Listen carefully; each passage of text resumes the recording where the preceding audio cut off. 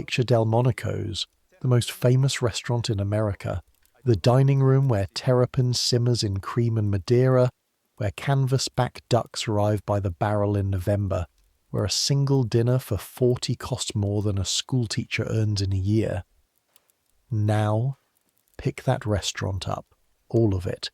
The French chef, the copper pans, the truffles packed in tins from Perigord, and bury it in the basement of a private house on Fifth Avenue. Add a black iron coal range 12 feet long that never fully goes out, summer or winter. Add a scullery with a stone floor that's always wet. Add 16 servants who keep the whole machine running on tea, bread, and a cold joint of mutton that returns to their table day after day, carved thinner each time like a punishment nobody will name out loud. That's a Gilded Age mansion below stairs in 1891.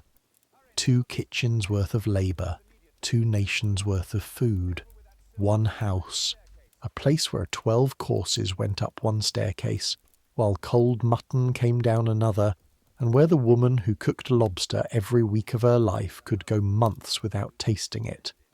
We're going back there tonight, not as guests coming up the marble steps with an invitation for the season.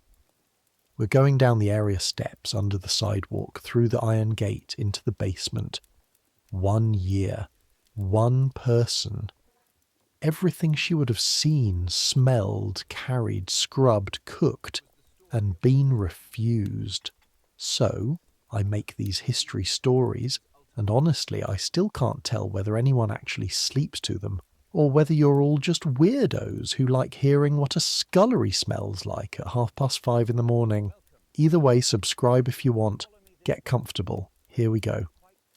One thing before we go down the steps, because I want to be straight with you. The house you're about to live in is real in every particular that matters. The menus, the wages, the meal allowances, the locked storerooms, the rules about followers, the fate of the uneaten terrapin. All of it comes from the household manuals of the day, from servant memoirs, and from the complaint letters that cooks and maids of this exact era wrote to the newspapers.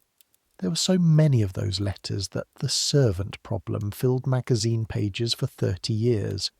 And at this very moment, a professor at Vassar College is mailing out thousands of questionnaires asking American servants what precisely is wrong with their situation. Their answers survive. We'll hear some of them.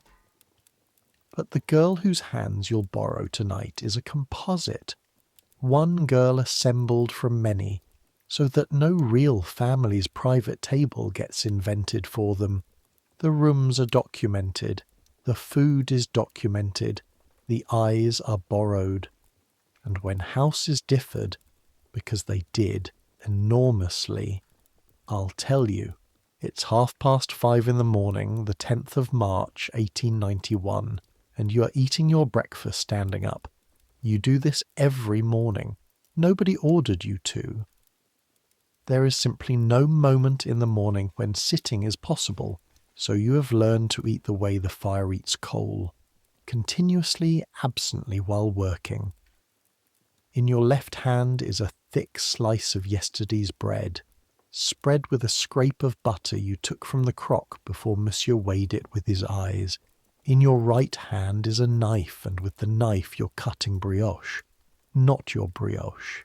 You will never in your life be served brioche. The brioche belongs upstairs.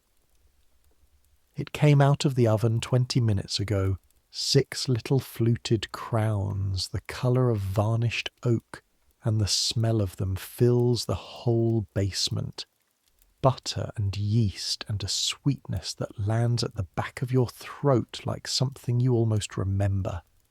You slide the blade around the tin, ease each one loose, set it on the folded napkin on the tray. The tops are hot enough to sting your fingertips. You keep working. Your own bread sits clamped between 2 knuckles of your left hand, and you take a bite of it between brioche number 4 and brioche number 5, chewing while you straighten the napkin's corners, because Monsieur Alphonse will look at the corners. The bread in your left hand is a day old and tastes faintly of the tin box it was kept in.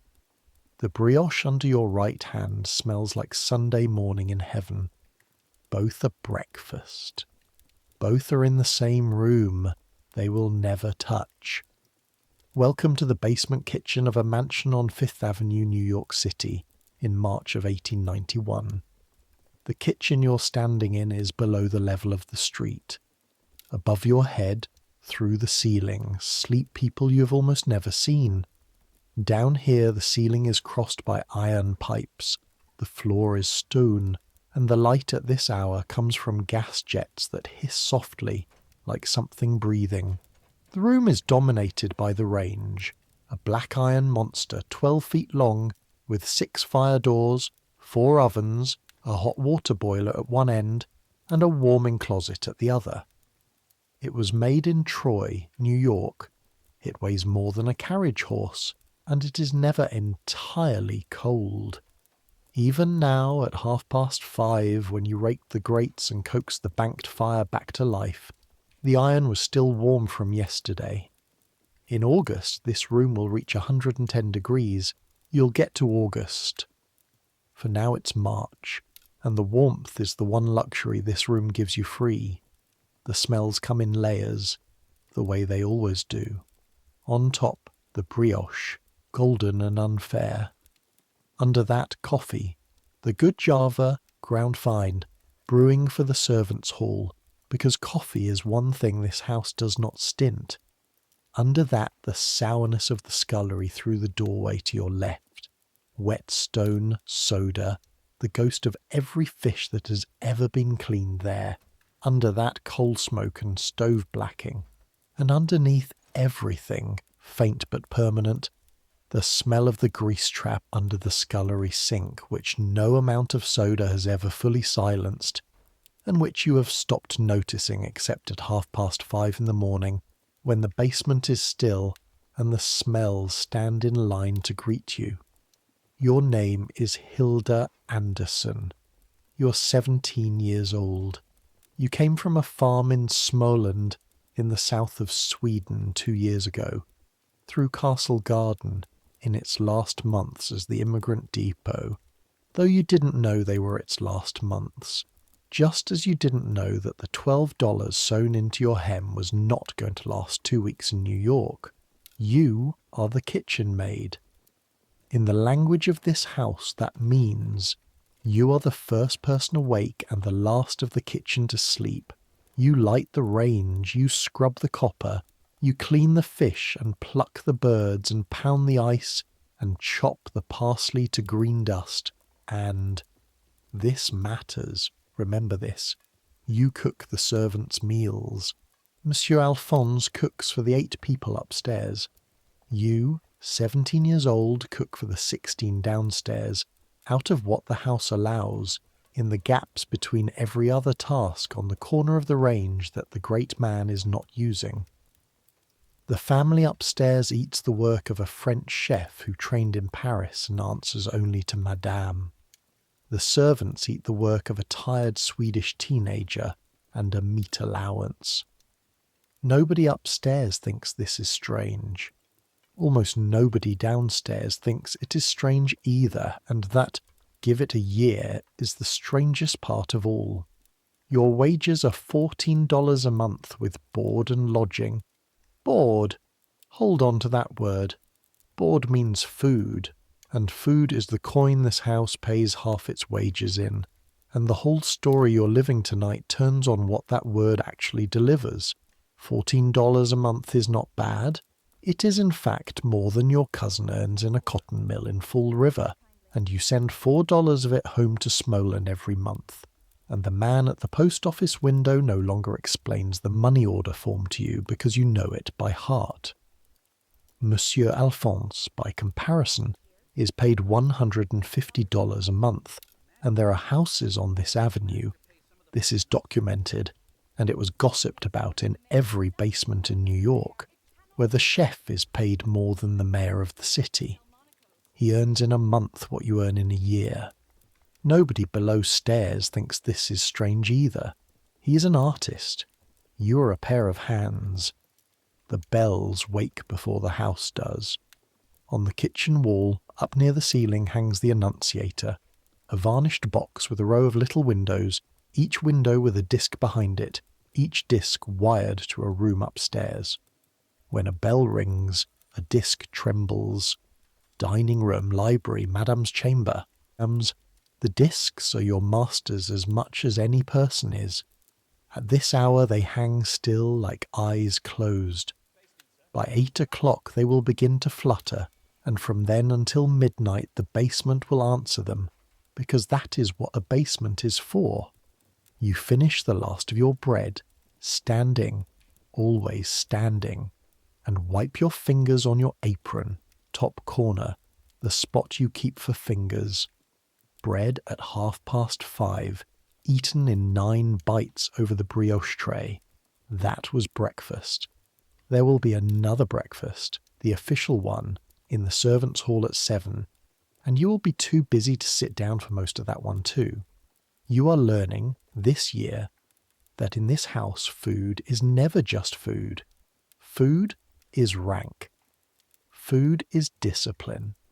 Food is a language, and the house speaks it fluently, from the terrapin upstairs to the margarine below, and once you learn to hear it, you can never stop hearing it again. The first footsteps on the basement stairs are Bridget's. You know her by the rhythm, quick, flat-footed, one hand slapping the rail. Bridget Doyle from County Cork by way of 11 years of other people's kitchens is the head housemaid, second in the female line below stairs after the housekeeper herself, and the nearest thing you have in America to an older sister. She comes into the kitchen with her sleeves already rolled, looks at the brioche tray, and breathes in through her nose, slow, eyes shut, like a woman standing in front of a fine painting. Beautiful, she says. What is it we're getting then? You nod at the servant's loaf on the dresser. Grand, says Bridget. I'll tell my stomach it's French. She takes a jug of hot water from the boiler tap. First of 6 jugs she'll haul up 5 flights this morning, and pauses at the door, and this is the moment she chooses every few mornings to teach you something. Bridget teaches the way sailors tie knots, fast, without looking, because her hands have done it 1,000 times. Mind yourself today, she says. It's Thursday. Fat man comes Thursday. Himself will be weighing and counting all morning, and when himself is counting, stay small. Himself is Monsieur Alphonse. The fat man, you'll meet him, is the reason the servant's bread is dry. But that comes later. Everything in this house comes later, in its rank and its turn. Bridget goes up. The clock on the wall says 5 minutes to 6, and now you hear the second set of footsteps, slower, heavier, pausing on the landing. The pause is deliberate. He lets the kitchen hear him arrive, and Monsieur Alphonse enters his kingdom. He's not a large man. That surprises people who have only heard about him.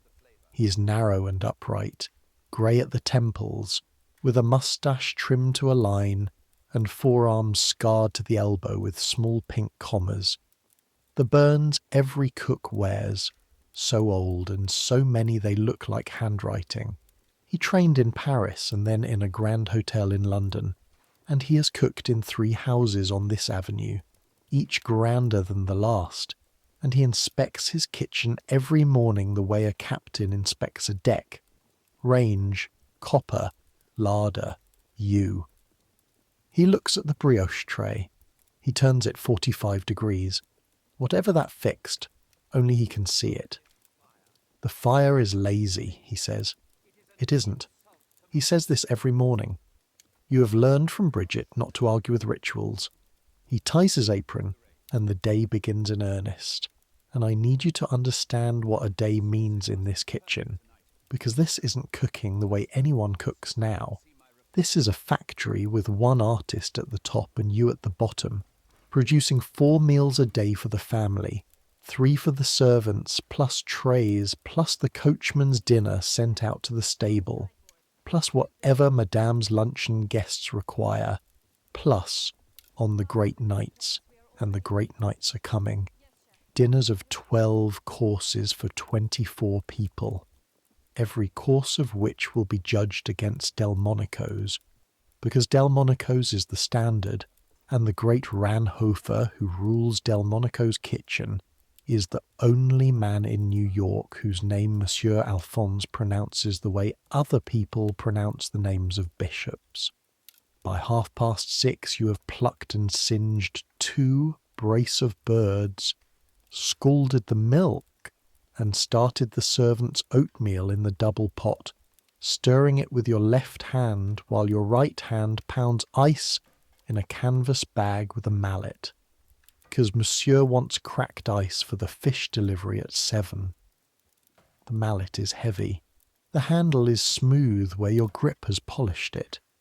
Your shoulder aches in the old familiar place by the 10th blow, and the ice gives under the canvas with a sound like a jaw crunching sugar, and you think, the way you think every morning, in the small blasphemous hour before the bells start, that upstairs they're all still asleep, all 8 of them, and that not one of them has ever heard this sound, the sound of their breakfast being made possible. They will eat in 4 hours. You have been eating for 1, and you never sat down. Hold that. That's the shape of the whole year. That's the shape of everything. At 7 o'clock the servants' hall has its breakfast, and this is the first time today you see the whole tribe together.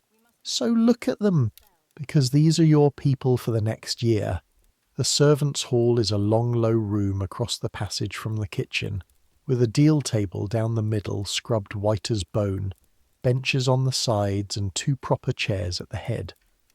On the wall hangs a slate in a wooden frame, and on the slate in the housekeeper's small upright hand is chalked the day's bill of fare for the hall, not the family's menu, yours. This morning it says oatmeal, bread, butter, tea. Under that for dinner, mutton, potatoes, cabbage, rice pudding. Under that for supper, cold meat, bread, cheese, tea. Read that slate carefully, because you will be reading it all year, and because the slate is where this story lives. The family's menu is written in French, on cream card, by Madame's own hand after her morning conference with the chef. The hall's menu is chalk on slate, and chalk can be wiped away, and some weeks it barely changes at all, and the word that appears on it most often, you could swear it appears more often than the word tea, is mutton. 16 people eat from that slate.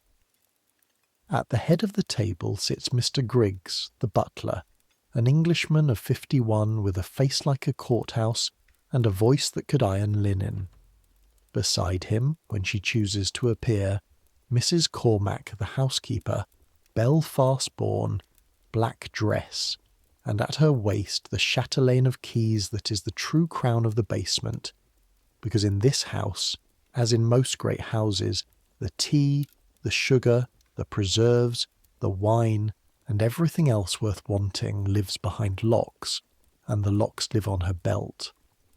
Then down the benches in strict order, the lady's maid, the parlour maid, Bridget, and the second housemaid, the laundress and her helper, the useful man, and Thomas, the second footman, 20 years old, 6 feet exactly.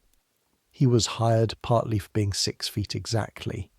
Footmen were matched like carriage horses, and a tall one commanded $5 a month more than a short one, which tells you everything about how this world priced a man.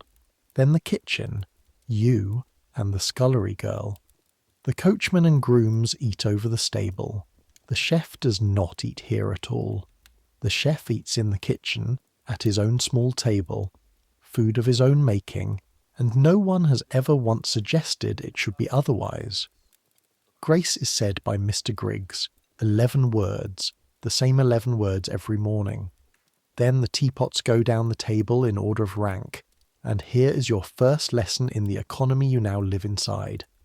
The tea at the head of the table and the tea at the foot of the table came out of 2 different canisters. Mrs. Cormack measures both. The upper servants drink a black tea that could stand a second steeping. Yours is tea the way a rumour is news. You drink it anyway, sweet as you can get it. Because sugar is measured too, but the measuring spoon at breakfast is yours. And this half-inch of latitude is, at 7 in the morning, the entire extent of your power on this earth. And I want to be fair here, because fairness is the spine of this story. Nobody at this table is starving. Say it plainly. There is oatmeal, there is bread, there is butter. Real butter in this house, though 2 doors north, and the maids there confirm it bitterly over the area railings. The servants get oleomargarine while the family's butter comes stamped with a crest.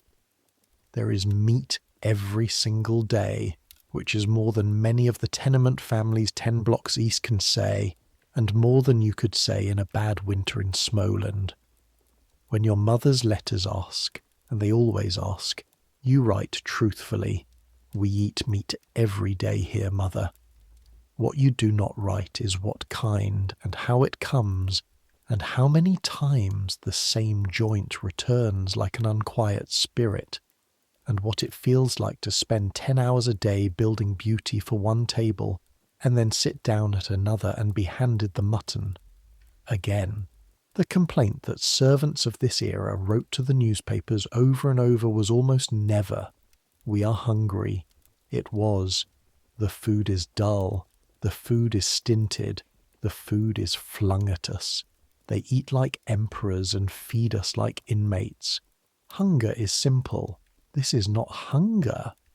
This is arithmetic with feelings in it, and it is going to take you the whole year to do the sum. Breakfast lasts 11 minutes for you." A bell trembles, the dining room disc, and you are up because the family's breakfast now begins its slow avalanche. The trays, the eggs, the broiled bluefish, the rolls you made before dawn, the coffee that must go up in the silver pot which Thomas carries at the level of his 3rd waistcoat button, walking his trained footman's walk, face shut, up the back stairs into the world you've never properly seen.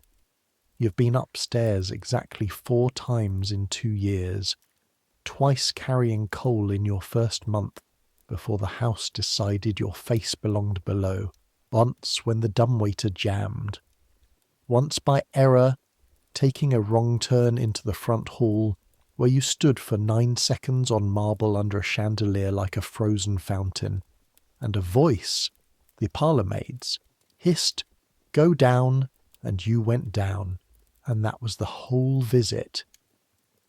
The house above you is a rumour you work for. You know it by its appetites. At 9:30 comes the ceremony that governs everything below, the menu conference. Madame, Mrs. Ordway, the family is Ordway. You sign the name to nothing but you bake it into everything. Descends not to the kitchen, never to the kitchen, but to the little morning room at the top of the basement stairs, and Monsieur Alphonse ascends, in a clean apron carried up and tied on at the landing, holding the black leather menu book. For 20 minutes they compose like 2 librettists. You have heard fragments through the door, waiting with the book of tradesmen's receipts in case it is called for. Her voice, light, unhurried, the voice of a woman who has never once wondered what a thing costs. His voice, grave, purring, laying out terrapin à la Maryland, canvasback, mousse of ham, the pêches à la Richelieu. Nothing on the slate downstairs has ever been discussed in that room. The slate is beneath discussion. The hall's food simply happens the way weather happens, out of the housekeeper's allowance book and the chef's leavings and your 2 hands. And here, because it is Thursday, comes the fat man. His cart stops in the mews at 11. He is broad and pink in a leather apron, shiny with his trade, and he buys kitchen grease. The drippings, the skimmings, the trimmed fat, the bones. Every kitchen sells them. The fat man renders them for soap and candles and axle grease. And the money, this was the fixed custom of the age, printed in the household manuals with a shrug, the money belongs to the cook. It is Monsieur Alphonse's perquisite, on top of his 150 a month. So the drippings are weighed, and the coins cross the palm, and Monsieur notes the sum in a little red book he keeps in his breast pocket, and what this means for you is simple, and you will not let it go.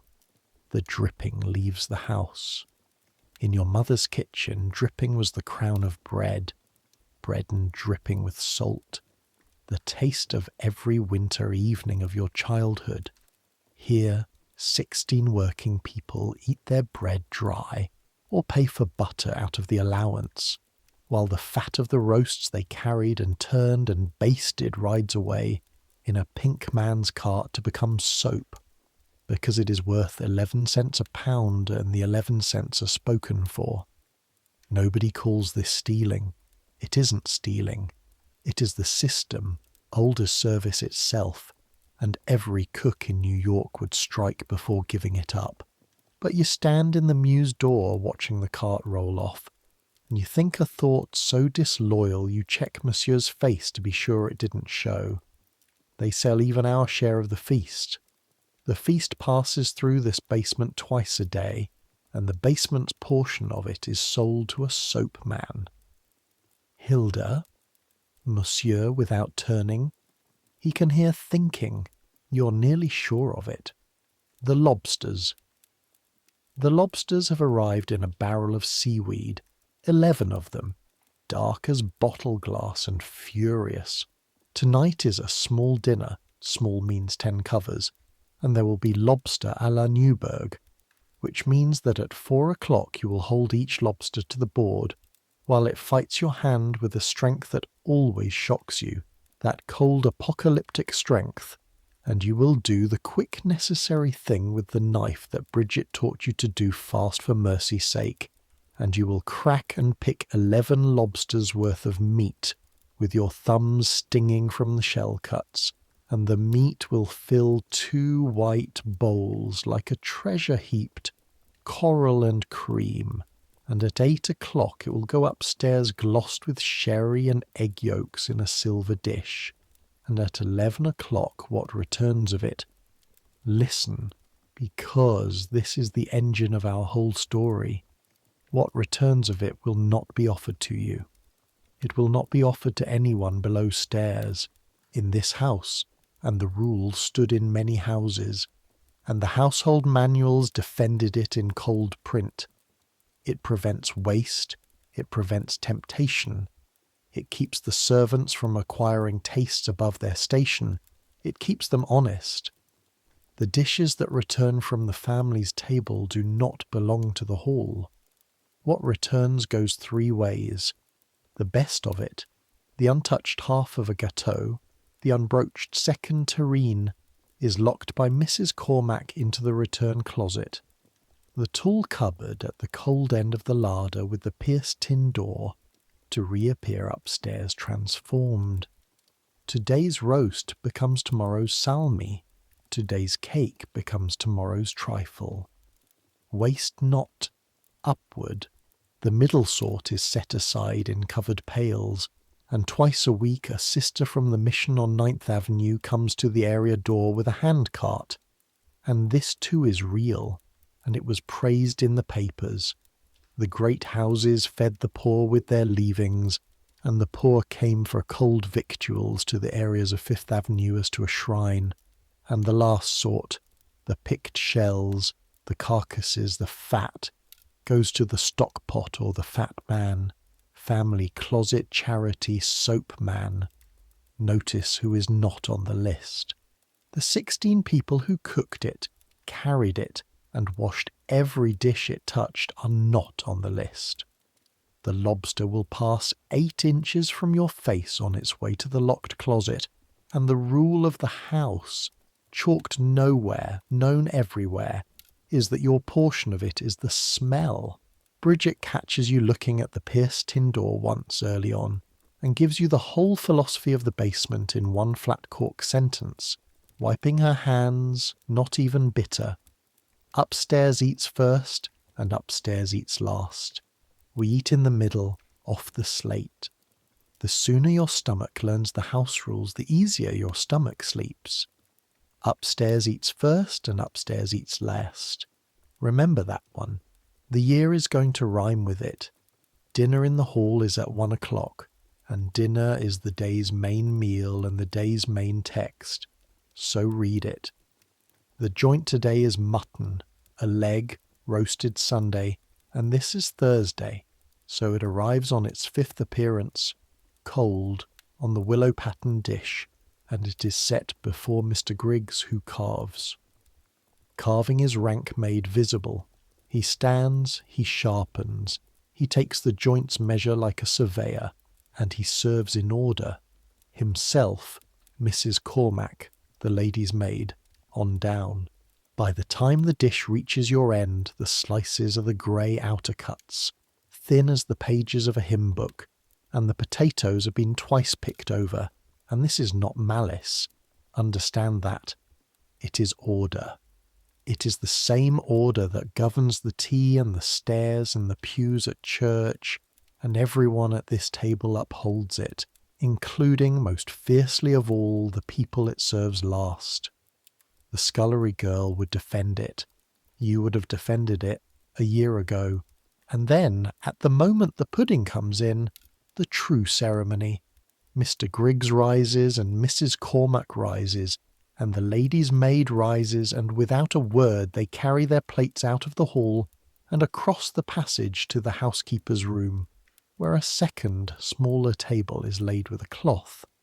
The hall table has oilcloth, the housekeeper's room has linen, and there, behind a shut door, the upper servants take their pudding and their better tea and a glass of Mr. Griggs's Madeira, decanted by custom from what he calls the butler's perquisite. In the English houses where Mr. Griggs learned his trade, the servants called that room the pug's parlour, pug being the junior servant's word for an upper servant never said to one, and the going out itself, the daily procession of the elect, they called the march. Bridget, who served 2 years in London, taught you both words your first week, out of the side of her mouth. There goes the march, look, same in every house on earth. Below stairs has its own upstairs, and doesn't it just? Below stairs has its own upstairs. 2 tables above you now, not one. You sit where you sit, at the oilcloth end of a 2-table system inside a 2-kitchen house, inside a 2-nation city, eating the 5th appearance of the mutton. And you are 17, and you have begun, quietly in Swedish, in the privacy behind your face, to count. Now let me show you the other food world, the one upstairs, because you can't feel the width of this gap until you've stood on both edges of it in the same afternoon, and you do, every day of your working life. At 4 o'clock the terrapin come out of their crate, diamondback terrapin, small turtles from the salt marshes of Maryland and Chesapeake Bay, and in this decade they are the single most fashionable food in the United States. Not lobster, not oysters. Oysters are so cheap in New York that the poor eat them from carts. Terrapin. A crate of good Chesapeake diamondbacks. The 7-inch counts that the dealers grade like jewels. Costs more than your month's wages, and at the great February dinners the demand is such that dealers up and down Fulton Market talk of the beds fishing out, of a day coming when there will be no terrapin at all. The fashionable world is literally eating them faster than the ocean can make them. That sentence is true of more than terrapin this year on this avenue, but nobody upstairs would thank you for saying so. Monsieur Alphonse cooks terrapin the way the age demands. The meat simmered, then finished in a chafing silver bath of cream, butter, egg yolk and dry Madeira. And on Terrapin days he does the thing that first taught you who he actually is. He calls you to the range, not the scullery girl, you. Taste, he says, and holds out the spoon. His spoon. Understand what is being handed to you. It is silver, French, older than he will say. The bowl has been worn to a slight lopsidedness by 40 years of pots, so that its edge fits a saucepan's curve like a key fits a lock. It lives in the breast pocket of his apron next to the little red book, and no other hand in this kitchen is permitted to touch it. The scullery girl scalds it and returns it on a clean cloth, like an acolyte handling a relic. And once a day, sometimes twice, at the moment a sauce arrives at the truth, he holds it out to you and says, "Taste," and watches your face. And this is not kindness. Or it is not only kindness, it is training, and it is vanity, and it is loneliness, all three in one gesture. He is a man who has spent 40 years making a thing his own people never eat, and he wants one witness in this basement whose tongue he is building. So you taste terrapin in cream and Madeira, one spoonful, standing at the range with your apron wet from the fish and your knuckles cracked from the soda. You taste over the month's canvas back and truffle, mousse and glaze, the burnt sugar crust of a pêché condé. One spoonful, never a plate, never sitting. The tasting spoon is the single thread in this house that crosses from the one food world to the other, and it crosses 8 inches at a time, and it always goes back into his pocket. You taste everything he tells you once, wiping the spoon himself for emphasis, which he never does. Everything. A cook who does not taste is a liar. But you swallow nothing whole, not the sauce, not the flattery, not what this house tells you that you are. Taste it, judge it, set it down.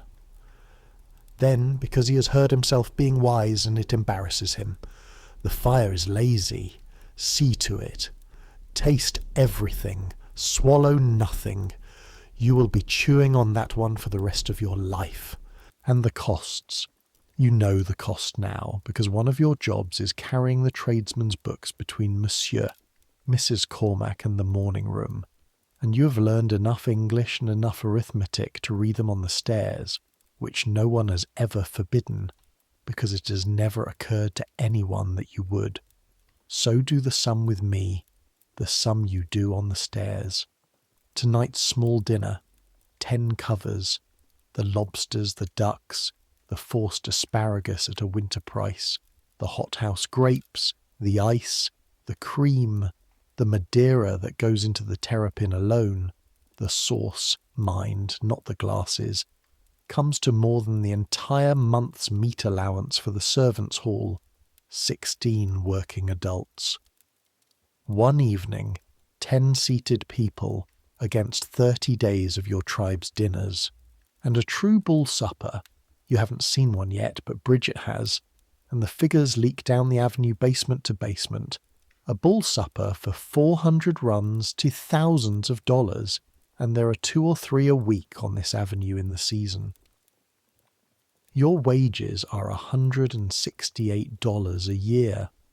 That difference, multiplied across every night of the season, is not the difference between a good business and a failing one. It is the difference between 2 species of life being lived under one roof, breathe in the same coal smoke, 10 vertical feet apart. You are not bitter about it. Not yet, not exactly. Bitterness is a luxury, and like all luxuries in this house, it is kept upstairs. What you are is awake. The professor's questionnaires, when the answers were finally printed, said it in 100 hands. It is not the work that wears a girl out. It is the difference seen every day, close enough to smell.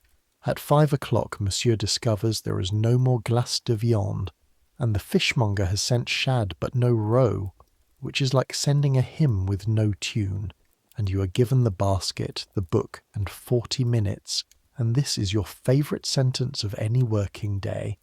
Go and come back quickly. The area steps, 8 of them, and then street. 5th Avenue in the late afternoon of a March day, 1891. The light lies along the house fronts like syrup on brown bread. Carriages run glittering both ways, the horses high-stepping, harness jingling like loose change, and the sidewalk traffic is its own parade. Silk hats, sealskin, governesses with their charges, a messenger boy running with a yellow envelope, another running the other way. Every third building on this stretch is a mansion with a basement like yours, and you know them the way sailors know ships, not by their doors, but by their areas, their tradesmen, their smells. 2 doors north stands the house Bridget calls the Hungry House, where the maids get the oleomargarine and the loaf is weighed out by the slice, and the cook has quit 3 times in 2 years. The girls there lean at the railing on airless evenings and tell their slate across the gap, and it is meaner than yours, and the whole basement telegraph of the avenue knows it. And 4 doors south stands a house, be fair, always be fair, where the servants eat what the family eats, the same roasts, the same pies, the cook piling the hall table like a harvest festival, because the old gentleman remembers being poor and will not have hunger under his roof in any form. Both houses are real. Both kinds were common. The manuals scolded the mean ones and praised the generous ones, which tells you both existed in numbers worth scolding and praising. Your house sits in the middle of the avenue's range, and the middle, you are coming to understand, is its own particular ache. Near enough to generosity to see it, near enough to meanness to smell it. At 50th Street you pass the cathedral, and you do what you do every time, which is stop for the length of one breath. St. Patrick's, white marble going grey with the city's coal, opened in 1879 after 20 years building. Its twin spires were finished just 3 years ago, in 1888, and they stand 330 feet over the avenue, the tallest things in this part of the city, taller than any mansion will ever be. The Irish servant girls of New York helped build that, Bridget says, dollar by dollar, out of wages like yours, decade after decade. And whatever you make of the theology, the arithmetic stands. The grandest building on this avenue of grand buildings was paid for in no small part by Maids' money, and the maids know it. And when Bridget passes it on her Sunday off, she does not look up at it like a tourist. She looks at it like a shareholder. Fish, glazed bones, a paper of gelatine, the book signed in the fishmonger's back room that smells of brine and sawdust. And here, small but load-bearing, one more piece of the machine, the fishmonger's man tries, as he always tries, to add a little extra to the parcel, unasked, wrapped separate. For the cook, he says. Every tradesman on the avenue does it. The Christmas boxes, the little considerations, the percentage that greases the year. Because the cook chooses the tradesman, and the tradesman who forgets, the cook loses the house. Monsieur takes his considerations upstream, in ways you're not shown.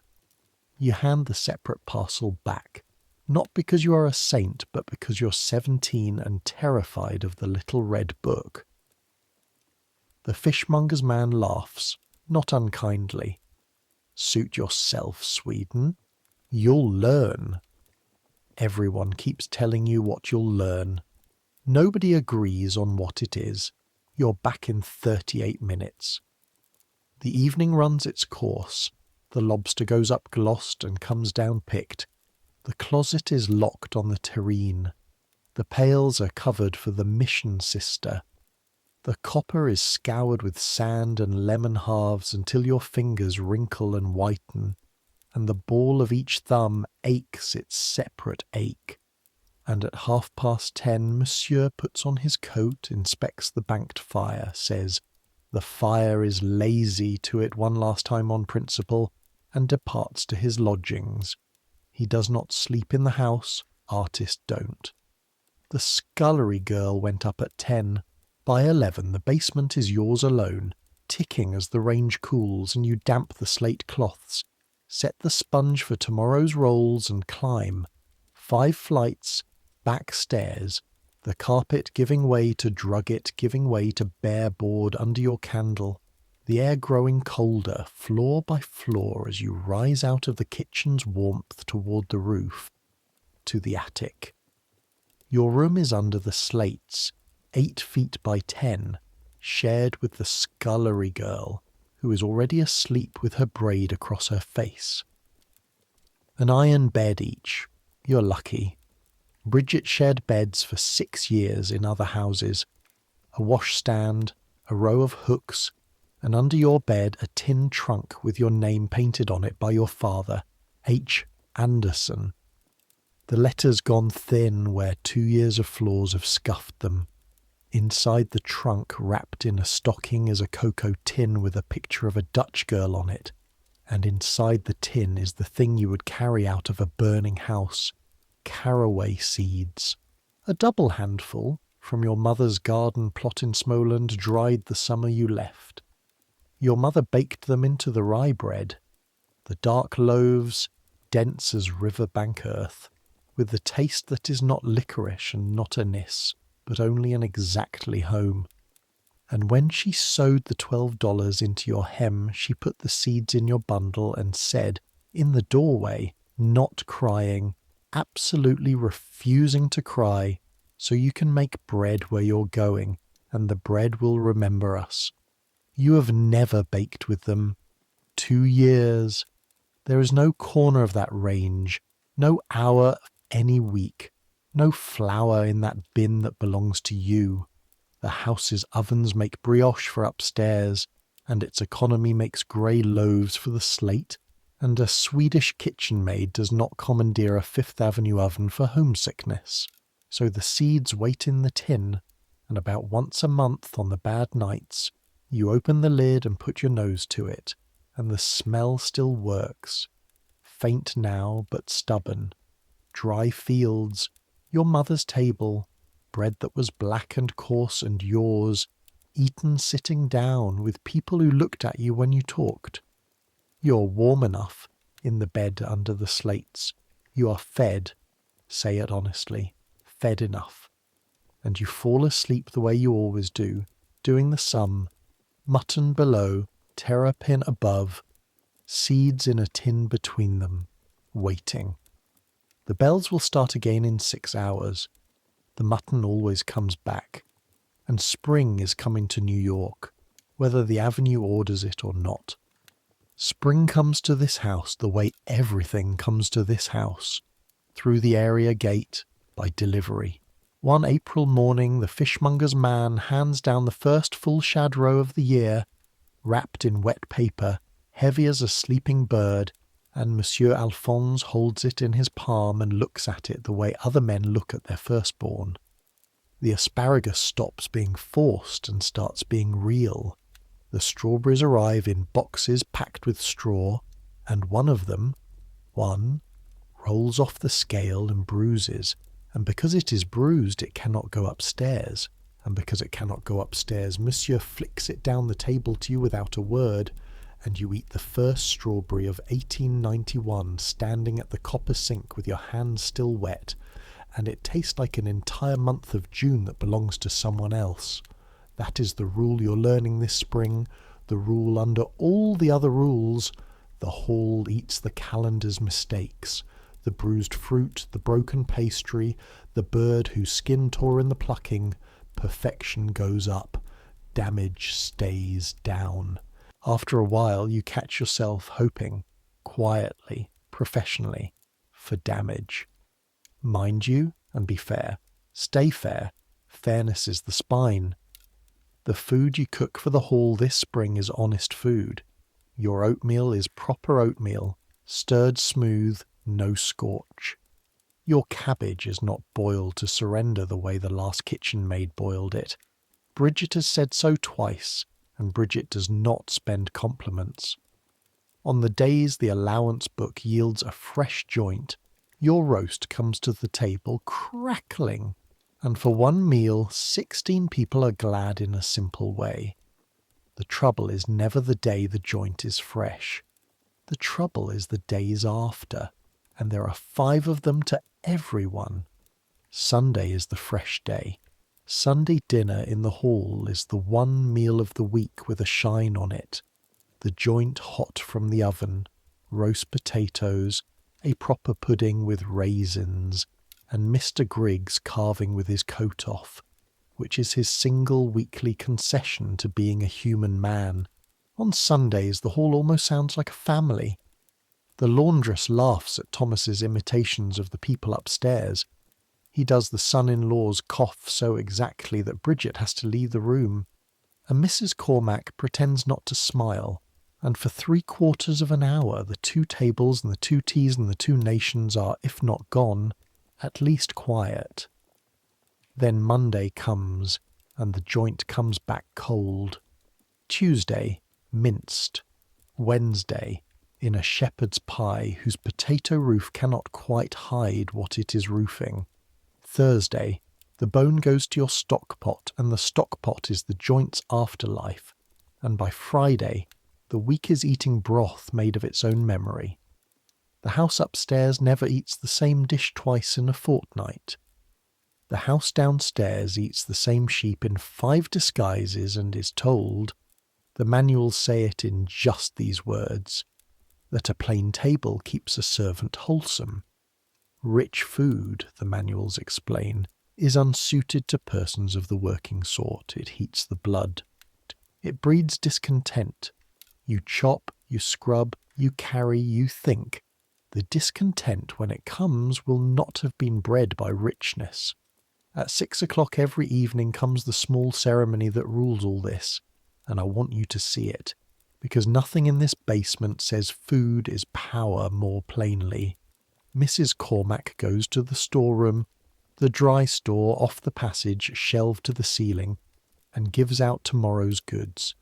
This is called the giving out, and it happens under her hands only. Tea from the first canister, tea from the second. Sugar by the scoop, counted. Rice, flour, currants, soap, candles, all of it weighed, all of it written. You stand in the doorway with your basin, and you name what the slate requires, and she measures what the book allows. And the 2 are not always the same number, and when they differ, it is the book that wins. The keys at her waist sing their little chime with every turn she makes. You have heard that chime in your sleep. Every servant in New York has heard that chime in their sleep. It is the sound of food that exists in the same room as your hands, and is not yours. And here is the thing you must understand about Mrs. Cormack, because it took you a year, and it is the key to the whole flaw. She is not cruel. She was a girl in service in Belfast at 11 years old, in a house meaner than this one ever dreamed of being. She eats the hall's food herself. Better tea, yes, and the pug's parlour pudding, but the same 5th-day mutton. Every scoop she withholds, because the allowance book has a total at the bottom, and Madame glances at that total once a month, and a housekeeper whose totals creep is a housekeeper who is replaced. The stinting comes down through her, not from her. She is the hand on the scale, but the scale was built upstairs. It takes you a year to see that, and when you finally see it, the anger doesn't go away. It just goes up 5 flights, where it can't reach anything, and settles back down on your side of the house the way soot does. In the last week of April, the scullery girl gets caught. It happens at 11 at night, at the cold end of the larder, and what she is caught with is a spoon and the ruins of a charlotte russe that came down from a luncheon. The lady fingers slumped, the cream weeping, headed for the pig pail by every law of sense, because not even the return closet resurrects a collapsed charlotte. She is 15. She's been scrubbing since 6 in the morning. She takes one spoonful of condemned cream standing in the dark, and Mrs. Cormac, coming through on her last round with her candle, opens the larder door. The word for what happens next in the language of this world is not thief. Nobody says thief. The word is character, and it is worse. A character is the letter a servant carries from place to place, her whole recorded self, 2 paragraphs in an employer's hand. And a girl dismissed for touching food gets a character with 1 cold sentence in it, or no character at all, and a girl with no character does not work in a house again. Mrs. Cormac stands in the larder doorway and says quietly, because quiet is how power talks. That is how girls lose their characters. Over a spoonful. Is it worth it to you? The scullery girl is crying into her apron when you come down for the range rakers. Bridget is already there, arms folded, planted between the girl and the housekeeper like a bollard. I told her to clear that charlotte for the pig pail, Bridget says, flat as the table. If she cleared some of it into herself, then the pigs were robbed, and I'll apologise to the pigs. There is a silence with a whole career balanced on it.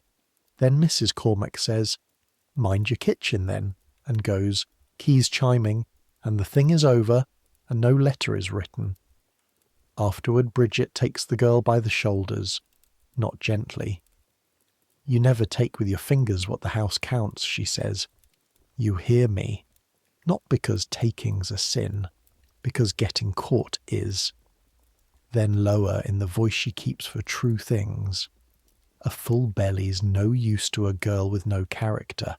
Stay small, stay fed enough. There's no third thing on offer here." Fed enough. There is that word again. Enough. Doing all the work in this house. Holding up the whole basement like an iron pillar. You will hear it 100 times this year. You're starting to hate it a little, which frightens you, because hating enough is 1 step from wanting more, and wanting more for a servant in 1891 is filed under insolence. Now, Sunday evenings. I have to show you Sunday evenings, because that is when the outside world gets down the area steps, and it comes in the shape of a newspaper.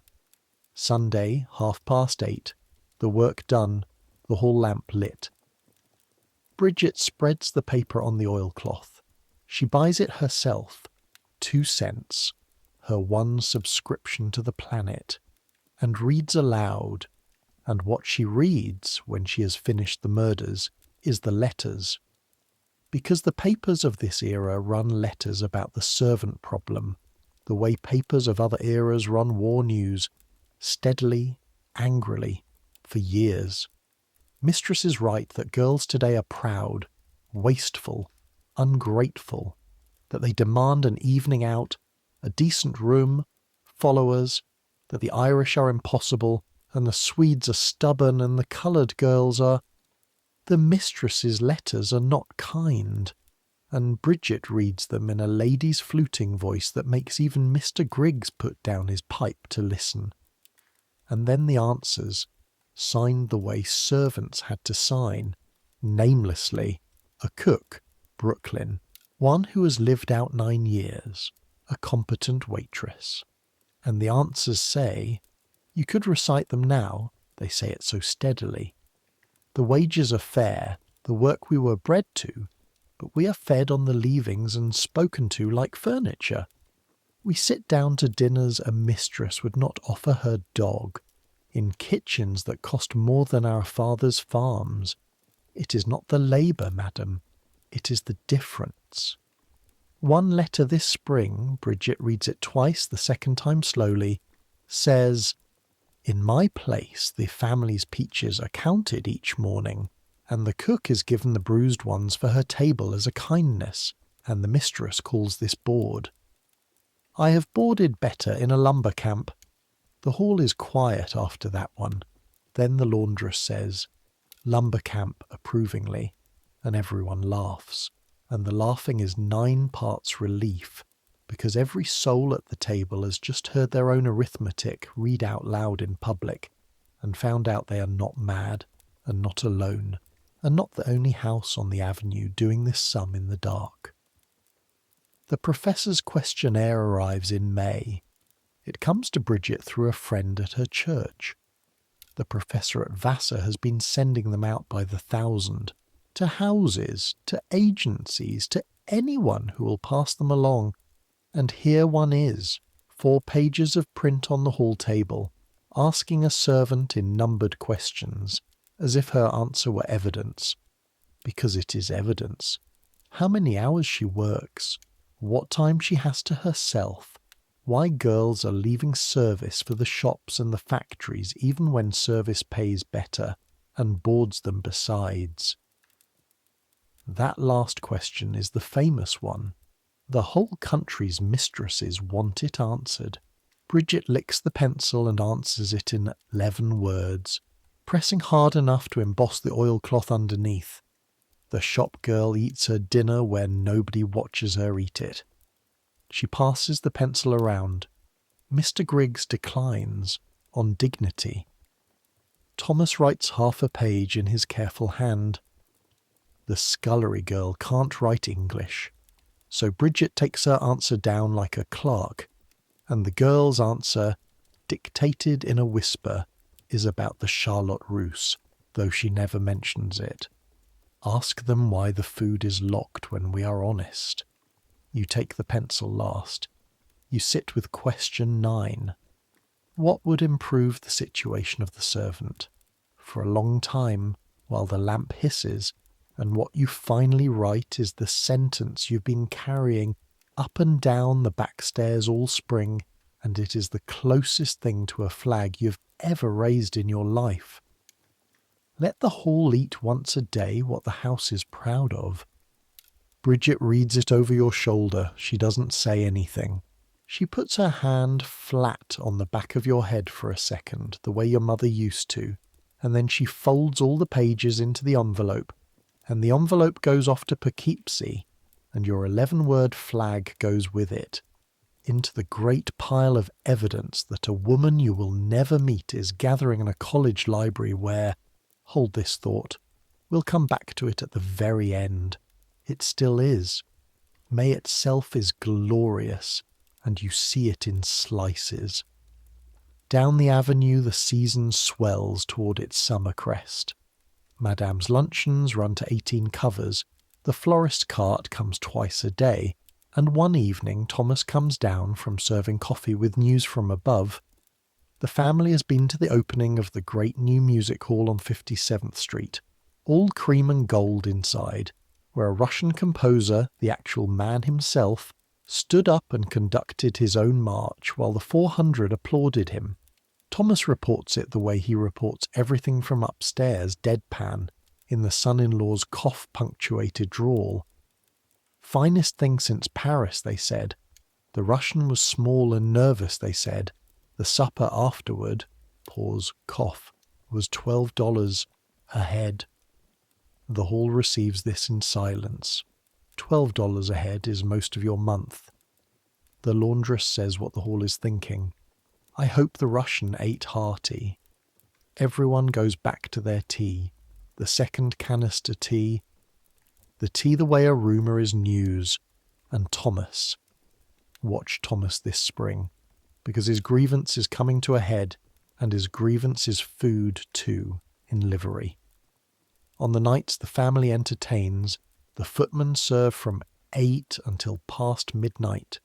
12 courses, 4 wines, silver salvers held at the 3rd waistcoat button, and by rule they do not sit, do not lean, and do not eat from the hall. Supper laid at 9, because at 9 they are pouring the burgundy. Their supper waits for them at midnight or after, the hall stone cold, the teapot stewed, bread, and the heel of the cheese under a cloth. Thomas is 6 feet of professional splendour and 20 years old, which is to say he is hungry the way a stove is hungry, always structurally. And one night in late May he comes down at midnight, takes the cloth off the plate that waited 5 hours to disappoint him, looks at it, and says evenly to the whole sleeping house above him, "I carried 40 pounds of bird tonight. This is the bird I get."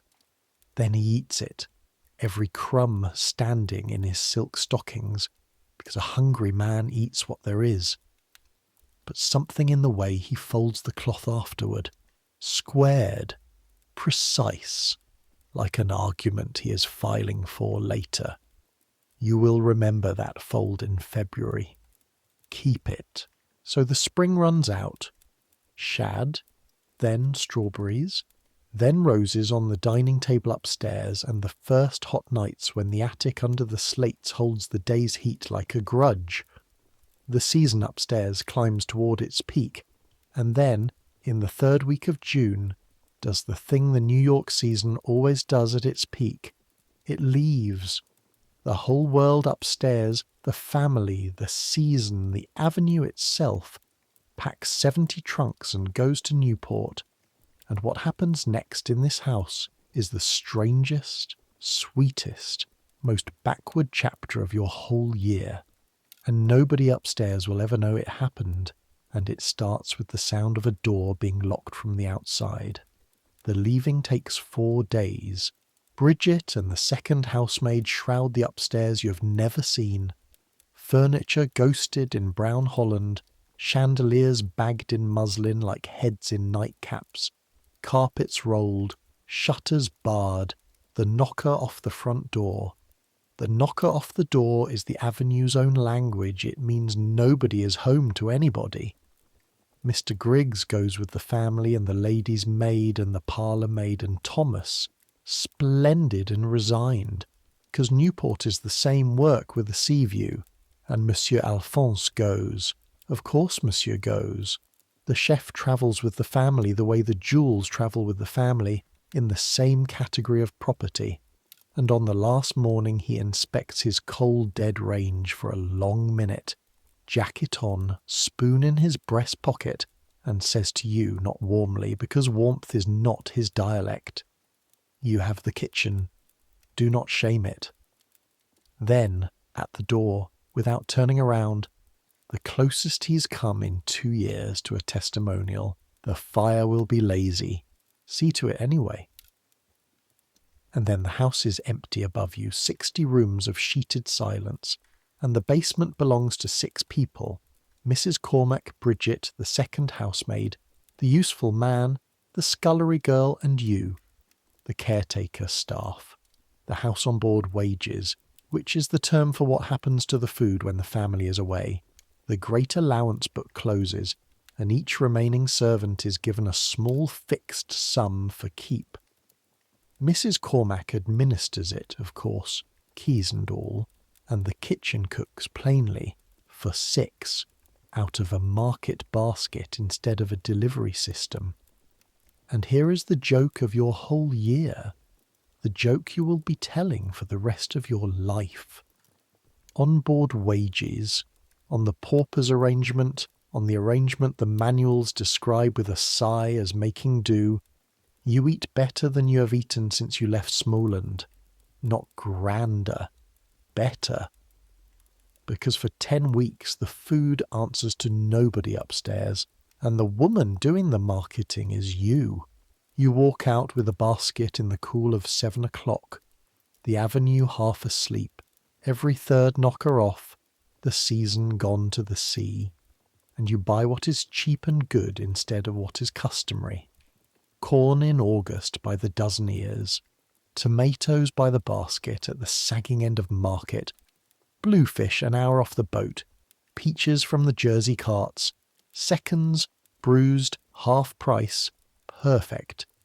You cook it the same day, plainly, hot, and 6 people sit down to it together at one table, because with Mr. Griggs at Newport the pug's parlour stands empty all summer, and Mrs. Cormack the second week, with the air of a woman merely being sensible about lamp oil, moves her chair into the hall.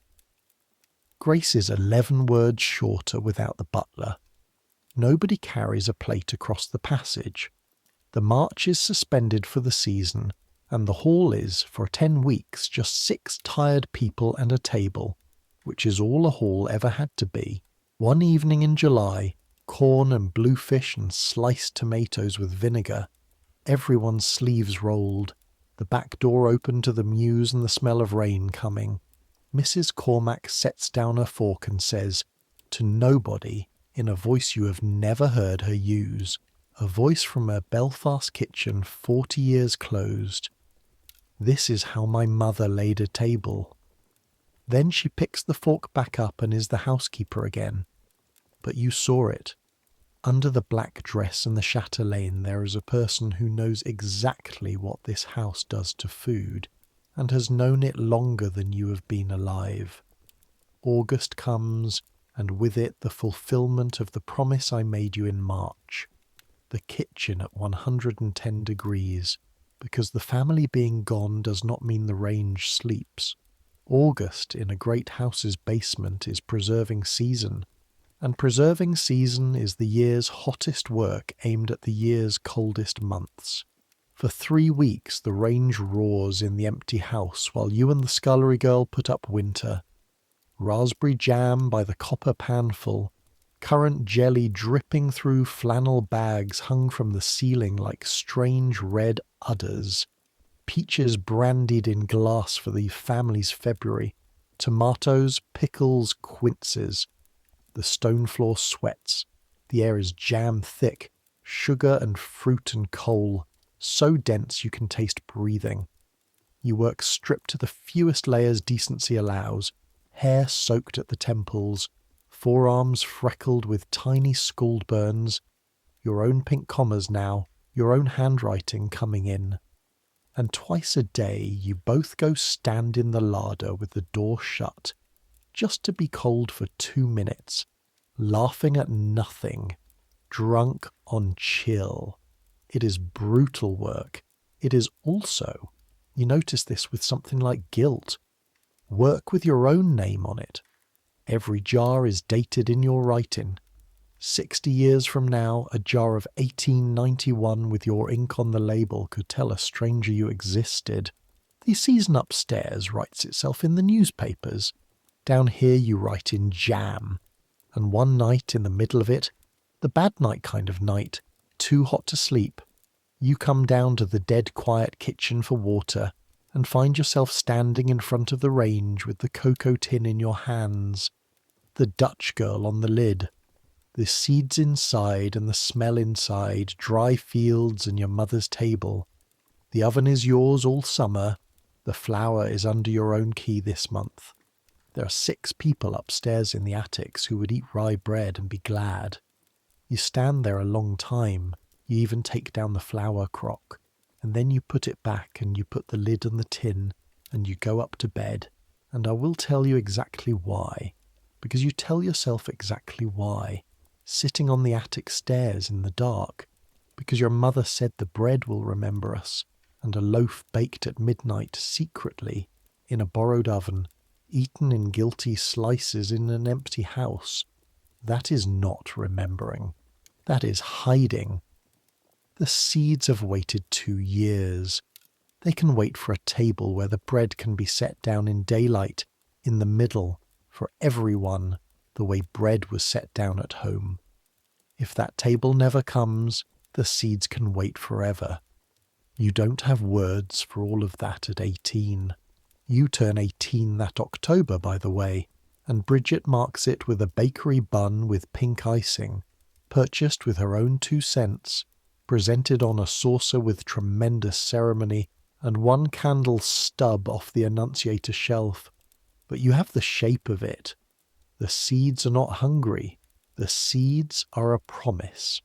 You're not going to spend a promise on a midnight snack. In September the trunks come back.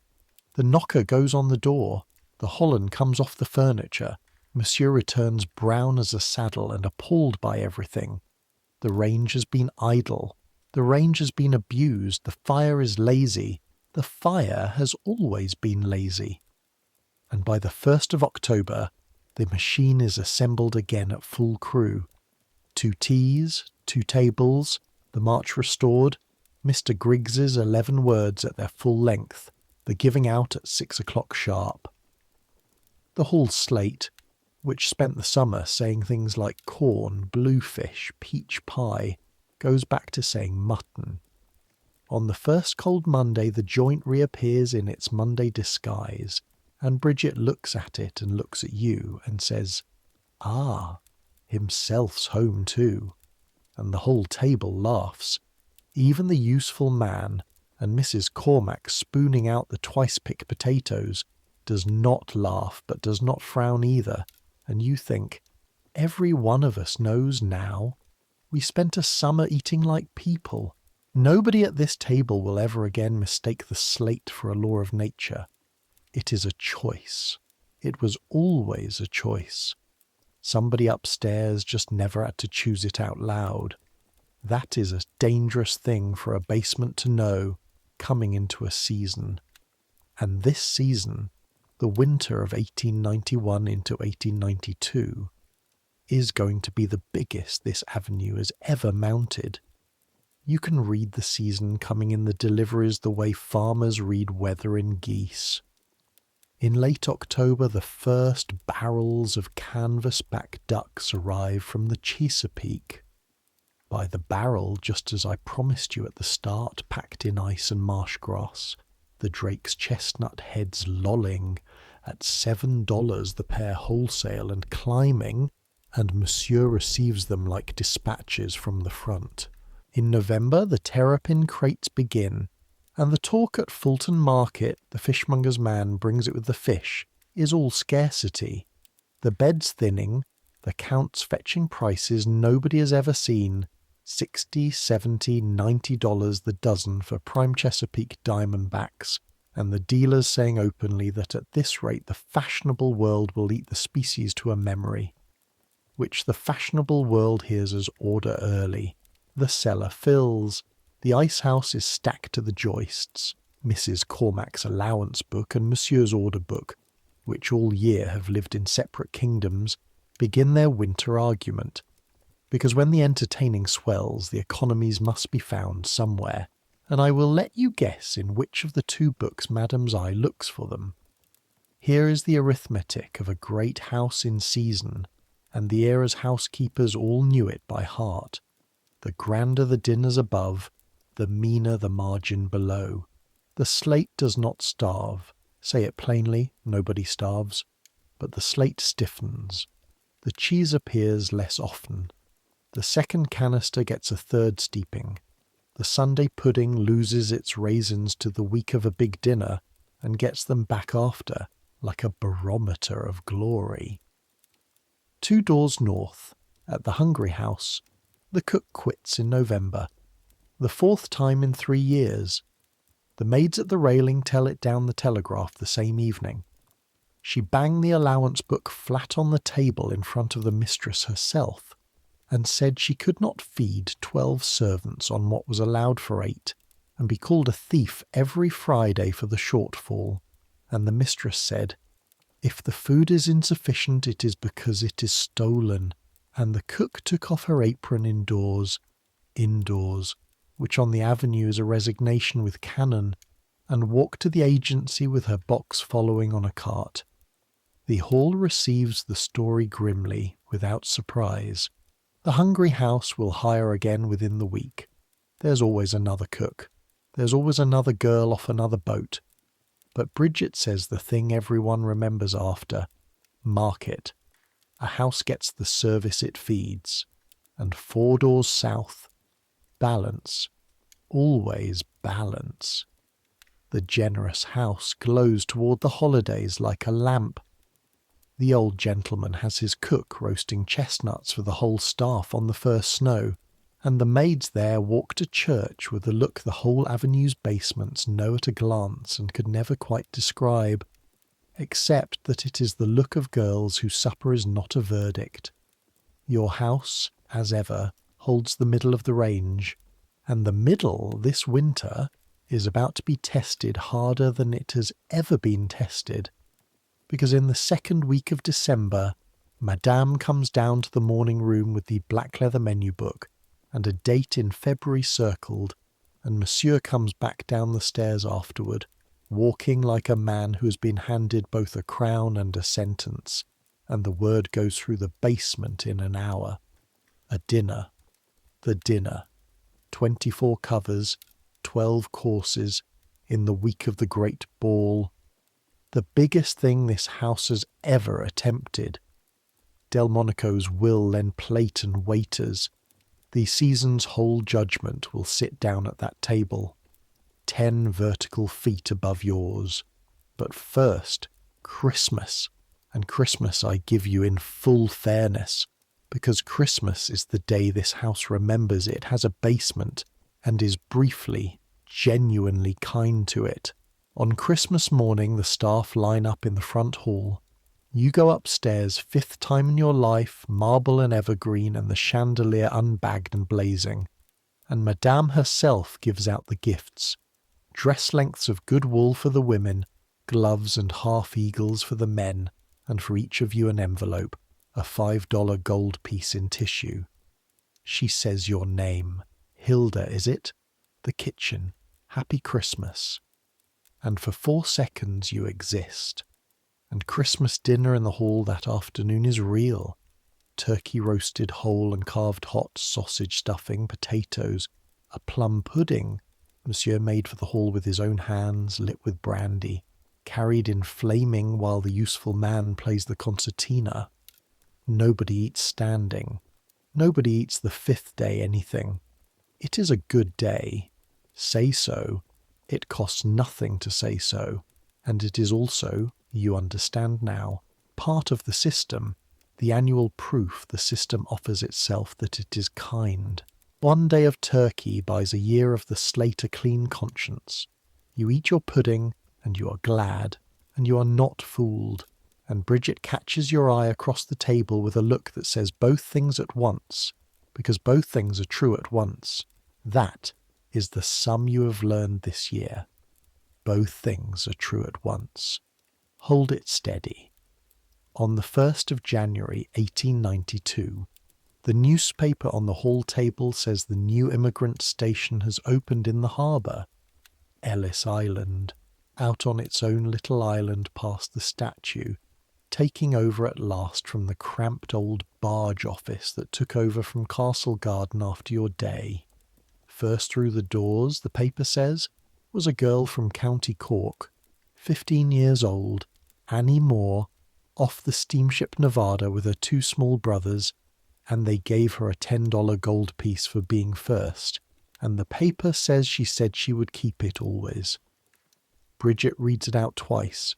15 from Cork, 2 brothers, $10 in her fist and America in front of her like weather. The hall is quiet a moment. Half this table came through some such door with some such sum. And then Bridget folds the paper and says, to the girl in the newsprint quite seriously, the whole creed of the Avenue's basements in 7 words. Mind the $10, girl. Learn the stairs.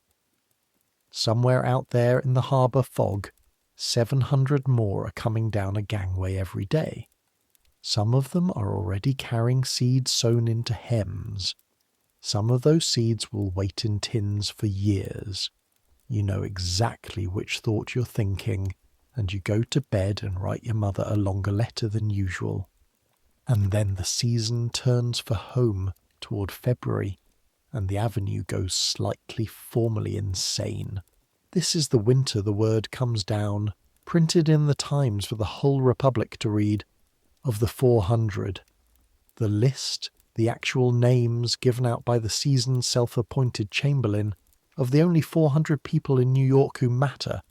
400 being famously the number a certain ballroom holds. The hall reads the list too, at Sunday tea, out loud, with commentary, because the basement telegraph can attach a kitchen to every name on it. That one's chef drinks, that one's house wages are 4 months behind. Fact, that one, the laundress taps the print, keeps 11 servants on margarine, and the paper calls her the soul of hospitality. 400 names above the salt of the whole city, and below them, unlisted, the 20,000 cooks and maids and footmen and grooms who carry the entire glittering apparatus on their backs like the elephant under the world. Thomas reads the list longest. Then he folds the paper, squared, precise, the February fold I told you to keep, and says, "Well, now we know the guest list," and goes up to polish the plate for it. The dinner is set for the second Thursday of February. What follows is the part of this story that the letters to the newspapers were trying to tell their mistresses all along, and I am going to tell it to you the way you lived it, from below, at the foot of the dumbwaiter shaft, in the hot light of the range, on the night the two food worlds of one house passed closer to each other than they had ever passed, and did not touch. The preparation takes 3 days, and the 3 days are magnificent. Be fair, even now, especially now. What this kitchen builds that week is the finest work you will ever see done with food. The Delmonico's men arrive Thursday afternoon. 8 hired waiters in the famous black, moving like one animal, and their captain confers with Mr. Griggs as ambassadors confer. Extra plate comes in cases lined with green baize. The terrapin is $60 a dozen this house paid in November. The February price would buy your mother's farm have been simmering since Tuesday. The canvas backs hang ready. They are consommes clarified to the colour of dark amber, a mousseline of soul that Monsieur builds standing in perfect silence like a man diffusing something. Forced asparagus in February at a price Mrs. Cormack enters in the book with a small compression of the lips. A pêché dish with a name half a sentence long and a pièce montée of spun sugar. A full-rigged ship, 2 feet of rigging pulled thread by thread off oiled steel by Monsieur's own burnt fingers at 1 a.m, because the sugar must be pulled in the dead hours when the kitchen air is driest.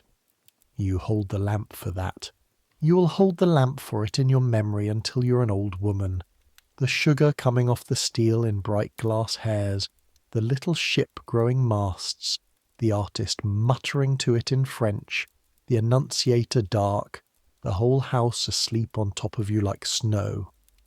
Thursday night, 8 o'clock, the machine fires, and when I say the basement becomes an engine room, I need you to understand what that means in bodies. 16 of the house's own, 8 hired waiters, 2 hired kitchen women for the plain work, every gas jet open, both dumbwaiters running, the range 12 feet of continuous roar, and the heat in February as thick as August. The courses go up one behind another like shells to a gun. Oysters, the amber consommé, the sole, the terrapin in its silver chafing dishes with the Madeira going into the cream in a ribbon you could read by. A sorbet to rest the palate. A rest in the middle of eating. The hall notes without comment. Then the canvas backs, blood rare in 11 minutes to the second. Then the asparagus, the pêchés, the spun sugar ship borne up the stairs on a board by Thomas, and the first hired man at a slow march. Level as a sacrament, 12 courses, 8 wines, 3 hours and 40 minutes of eating for 24 people, and through the shaft, between the rumbles of the dumbwaiter, you can hear it the way you hear the sea in a shell, the surf of talk, the small chimes of crystal, a woman's laugh riding over the top like a gull. Downstairs, the hall supper was set for 9. It is still sitting there at 10:30 under its cloths untouched, because not one soul below stairs has stopped moving since 7, and here is the mechanism of the night. The small mean gearing I want you to see exactly. The whole supper tonight was to be the cold roast of Tuesday, eked with cheese. But at 6 o'clock the housekeeper, doing the sum all housekeepers must do, carved the cold roast for the hired men's supper instead. The Delmonico's waiters must be fed. That is the contract, and the 2 hired women besides, and no fresh allowance was given for it, and something had to give. What gave was yours. It is nobody's villainy. It is the allowance book meeting an immovable object on its grandest night, and solving itself, as it always solves itself, in the same direction, downward. By midnight, when the last course is up and the pace finally breaks, what stands in the hall for the 16 people who built this evening is bread, the end of the cheese and tea, and that is what you eat. Midnight in the kitchen, because the kitchen is warm and the hall is cold and there is no ceremony left in anybody. You eat it standing, of course standing. The whole year has been standing, with your back against the warm flank of the range, bread in one hand, your feet in an archipelago of lobster shells and duck carcasses, and the dirty snow of 200 plates coming down faster than 3 people can scrape them. The scullery girl has cried twice since 11, not from sorrow, just from the body giving out through the eyes, and she cries and scrapes at the same time competently. She is 15, and she has learned the great skill of this floor, which is to keep working while whatever is happening to you happens. Thomas comes down at 12:30, out of his coat at last, silk stockings splashed to the knee with melted street snow from lighting the departing carriages, and he lifts the cloth off the hall table and looks at what is under it, and there is a moment. You're watching him through the doorway. One long moment where the folded argument look comes over him, and the whole February of him goes perfectly still. Then Bridget, behind him, too tired for anything but the truth, says the line the whole year has been writing for her. Go on and eat your bread, Thomas. Upstairs eats first and upstairs eats last. We're the middle. We were always the middle. He eats the bread, every crumb, standing, and above your heads the last carriage rolls off down the avenue, and the ballroom and the dining room fall silent, and you all hear it at the same time, the silence, and stop, all of you, for maybe 5 seconds in the wreckage, listening to the enormous costly nothing overhead. The dishes taken till 3. The ballroom's own aftermath, the axe to scrape, the floor to restore, the 500 glasses, is the night's other epic, and it belongs to the housemaids, and it is another story. In the larder, before she goes up, Mrs. Cormack locks the pierced tin door of the return closet on the untouched terrines and the second gâteau, the same as ever. The pails for the mission sister stand covered by the area door, fuller than they have ever been. The fat man's Thursday buckets are already heavy with the trimmings of triumph, and the Annunciator hangs dark, all its little eyes closed at last. The system worked perfectly. That is what you understand finally at 3 in the morning of the 12th of February, 1892, scouring the last copper by one gas jet. Nothing failed tonight. This is the machine at its very best.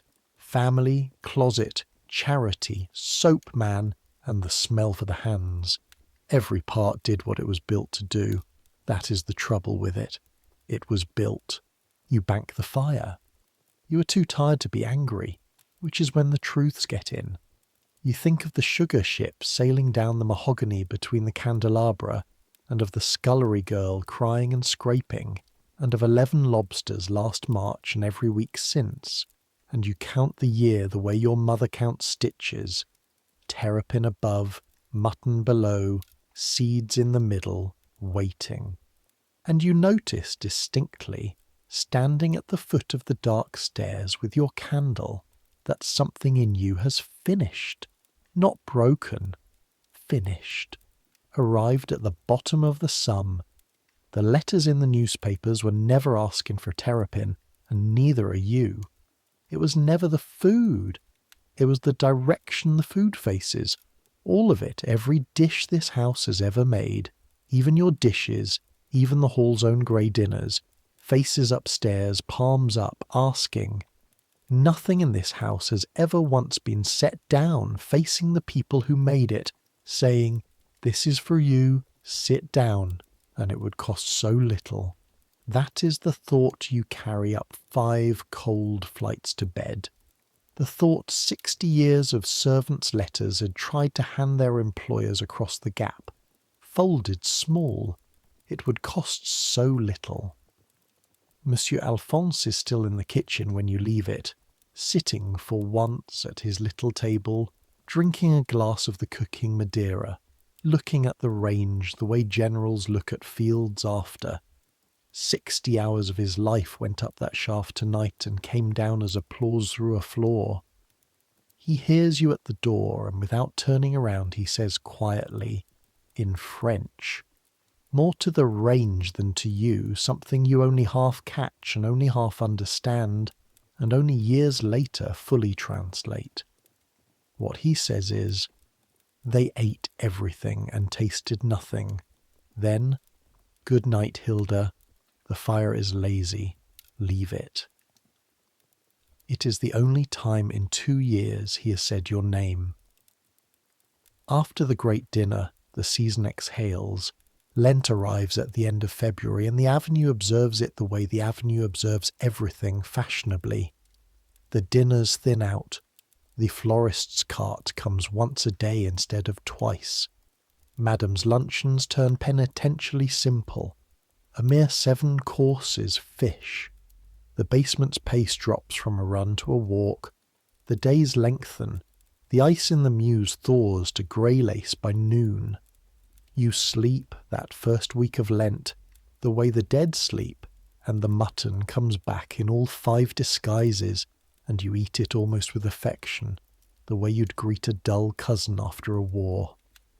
And into that quiet in the first days of March 1892 come the 2 pieces of news that end this story's winter and begin its spring. One sad, one shining, and they arrive, like everything, through the area gate. The sad one first. 4 doors south, the old gentleman dies, in his sleep past 80, with the snow falling. The whole Avenue's basements know it by morning the way villages know a church has lost its bell.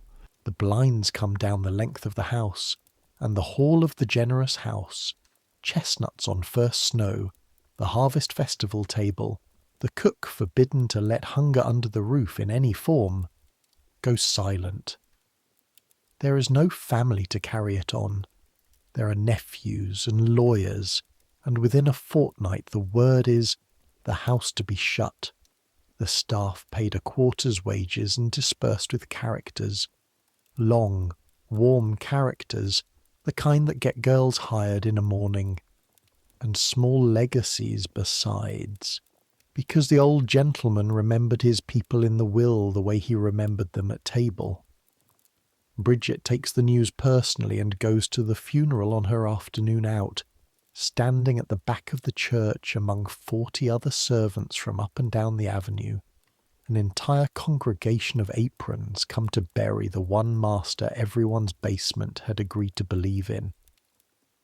There ought to be 100 houses like his, she says that night, and there was one and now there's none, which is not arithmetic, but is true. The shining news comes 10 days later, and it comes for Monsieur Alphonse. A new palace is rising far up the avenue. You've seen the scaffolding on your errands, a French chateau growing out of the 58th Street mud with 100 workmen on it like bees, and its owners, who intend to enter next season the way a battleship enters a harbour, have been quietly collecting the finest staff money can pry loose. They have heard of the February dinner. Everyone has heard of the February dinner. The sugar ship has been described in 2 newspapers. They offer Monsieur $200 a month, a kitchen designed to his own drawing, and, this is the detail he repeats, the only one that truly moves him, a range built to order in Troy, 16 feet, with a plaque bearing his name. He is 58 years old. He has cooked in other men's houses since he was 11. He accepts. Madame, to her credit, does not haggle for him. To her economy, she does not match the sum either. And here the house makes the decision that decides the rest of your life, and makes it the way houses make all their great decisions, casually in the morning room in 15 minutes, over the question of a salary. 200 a month is absurd. The season is over. The son-in-law has opinions this year about retrenchment, about certain railroad shares, about a softness in money that nobody at dinner can quite name yet. Madame decides, the Avenue's newest economy, much discussed at the railings, that a house will do what more and more houses are doing: engage a woman cook. A first-class woman cook commands $40 a month, cooks a dinner party of 20 without blinking, and does not require plaques. And there happens to be 4 doors south, at this exact moment, being dispersed with a long, warm character and a small legacy, the best-loved woman cook on the Avenue. Her name is Mrs. Kane, but first the leaving. Monsieur Alphonse departs on the last day of March, and on his last morning you come down at 5:30 as always, and he is already there. He has never once been there at 5:30. The 5:30s were always yours, standing in front of the range in his street coat, grey and upright, watching the banked fire breathe through the grate like something alive, which, in this kitchen, it has been. You stop in the doorway, and because it is the last morning, and because 2 years of 5:30s have earned you exactly 1 liberty, you take it. You say it first. The fire is lazy, monsieur. He does not laugh. Something happens along the line of the moustache that is not a laugh, but is related to one. He looks at you for a moment the way he looks at a sauce arriving at the truth, that exact assay, that exact suspicion of being pleased, and then he reaches into the breast pocket of his coat and takes out the spoon. The spoon. Silver, French, older than he will say. The bowl worn lopsided by 40 years of pot so that its edge fits a saucepan's curve like a key. The spoon no hand in this kitchen has been permitted to touch. Scalded and returned on a clean cloth like a relic, he holds it out, not ceremonially, impatiently, thrust at you, handle first the way he hands you a task. A new kitchen must have a new spoon, he says. This one knows this range. It stays where it is useful. And then, because your face is doing something that embarrasses him, the voice goes stern by pure reflex. It is a spoon. It is not a medal. You taste with it, every day, everything, or you give it back. A pause. The gas jet hisses. You have a tongue, Hilda. I have said so where it matters. What you do not have yet is the arrogance. A cook is a tongue with arrogance. Acquire it. He picks up his valise. At the door to the area steps. He pauses and delivers without turning around, in the flat dictating voice of a man leaving instructions rather than affections, the last lesson of your apprenticeship. Taste everything, swallow nothing, and feed your people hot, whatever the book says. A kitchen that eats badly cooks badly. That is not sentiment. That is chemistry. Then the door, and the steps, and the gate, and gone. north up the avenue in the March wind to his 16 feet of iron and his plaque, out of your story and into his own. You stand alone in the kitchen holding the spoon, which is warm, because everything near that range is warm, and you put it in the breast pocket of your apron, where it settles against you with a small definite weight, like a hand on the shoulder, and it will ride in that pocket every working day for the next 40 years. But you don't know that yet. All you know is the fire wants raking, and you are the one holding the spoon. Mrs. Kane arrives on the 4th of April at 7 in the morning, on foot, carrying her knife roll and a black umbrella, and the first thing she does in the kitchen of her new place is stand in the middle of it, hands on hips, and turn one slow full circle, pricing everything with her eyes like an auctioneer. She is 50 or 60, somewhere in the range where strong women stop reporting, broad through the shoulder, from County Limerick by way of 30 years of other people's stoves, with forearms like a blacksmith and a voice that comes out at half volume and lands like full. The second thing she does is open the return closet with the key Mrs. Cormac hands her, look at the pierced tin door for a moment and say, The third thing she does, and the whole below stairs is watching by now, doorways full of pretended errands, is walk into the servants' hall, stop in front of the slate with the day's bill of fare chalked in the housekeeper's small upright hand, read it once, and wipe it clean with her own sleeve. Chalk, remember? Chalk can be wiped away. I told you that in March a year ago, when you first read that slate. It only ever needed a sleeve that dared. She writes, in letters twice the size of the old ones, the new day. Dinner, mutton, and let me see it first. Supper, hot soup, bread, and what I decide. Then she turns to the assembled doorways and delivers, at half volume, Landon at full, the inaugural address of the new administration, 11 years famous on this avenue before ever she brought it to your house. I cook for this whole house, both ends of the stairs. Anyone who thinks the hall's dinner is beneath the cook's attention may take it up with me at the range. A silence. Then, from the head of the passage, Mr. Griggs magnificently, "The house has custom, Mrs. Kane." And Mrs. Kane, tying her apron, not even turning. "So had my last place, Mr. Griggs. The custom was that everyone ate. Kindly send down the tea canisters. Both of them." I want to be precise about what changes and what does not, because this is the part of the story that is true small, not true grand. And small is how justice actually arrived in basements, when it arrived at all. Understand, nothing that happens below stairs this April cost the house upstairs $1 or one course. Madame notices nothing. The allowance book balances to the penny. Better than balances, for Mrs. Kane is a market genius of the old school, the kind who can smell a thumb on a scale through a shop wall, and the tradesmen who had comfortable arrangements in the Alphonse era discover, in one bruising fortnight, that the new cook checks weight, checks count, and checks them in front of their own boys. What changes is only this: direction. The food below stairs stops being what is left and starts being what is meant. The supper is the revolution.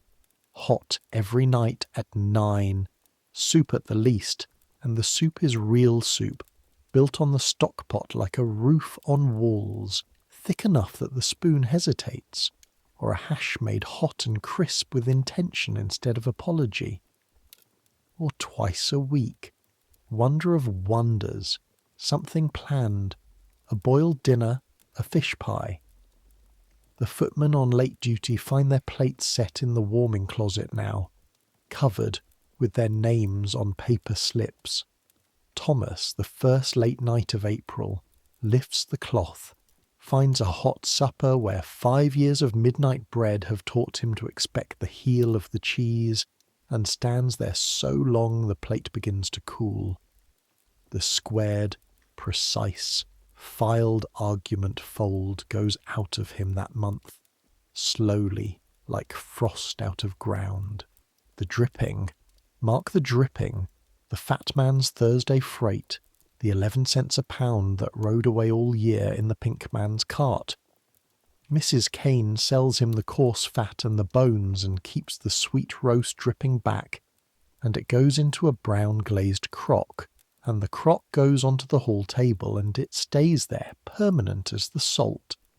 And the first evening it appears, Bridget looks at it for a moment and then spreads her bread with it slowly, ceremonially, and eats, and says nothing at all, because some restitutions are too exact for comment. The fat man complains that his buckets are light. Mrs. Kane, weighing them herself, agrees that they are, and invites him to take it up with the range. Her perquisite is thinner than Monsieur's was. She has done that sum on purpose, and you know it, and she knows you know it, and neither of you ever says a word about it, because the crock on the table says it nightly, and the return closet. This is the negotiation the whole basement pretends not to overhear, conducted in the larder doorway in the second week, at half volume on one side and Belfast on the other. Mrs. Kane proposes, standing in front of the pierced tin door, that what comes down untouched from the family's table be divided by her judgment.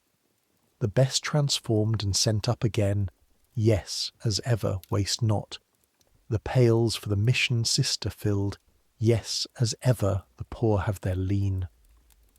But a fair third, carved and made seemly, to the hall's own supper, before the closet, not after, because, and here her voice drops even quieter, which is how you know it is the load-bearing sentence.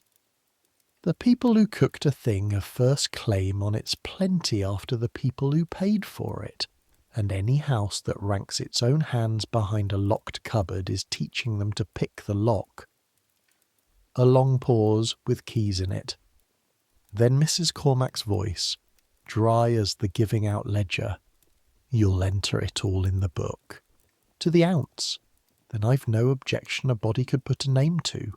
And the pierced tin door still locks. Hold no illusions, it locks every night of your service in that house.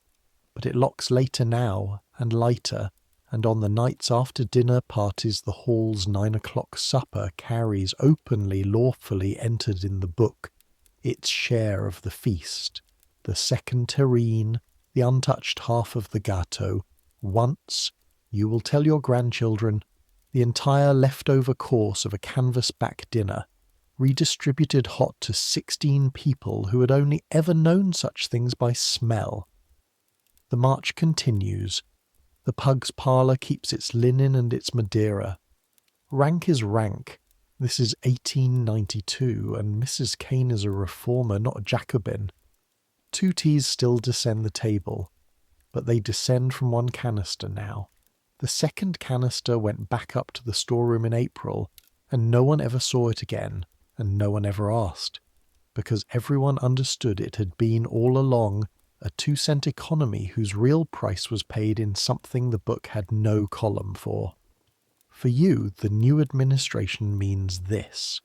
On her 3rd day, Mrs. Kane watches you work through one entire morning without saying a word, watches you bone a pair of fowl, watches you pull a velouté smooth after the milk catchers, watches. Above all, the little silver spoon come out of your apron pocket at the sauce and go back.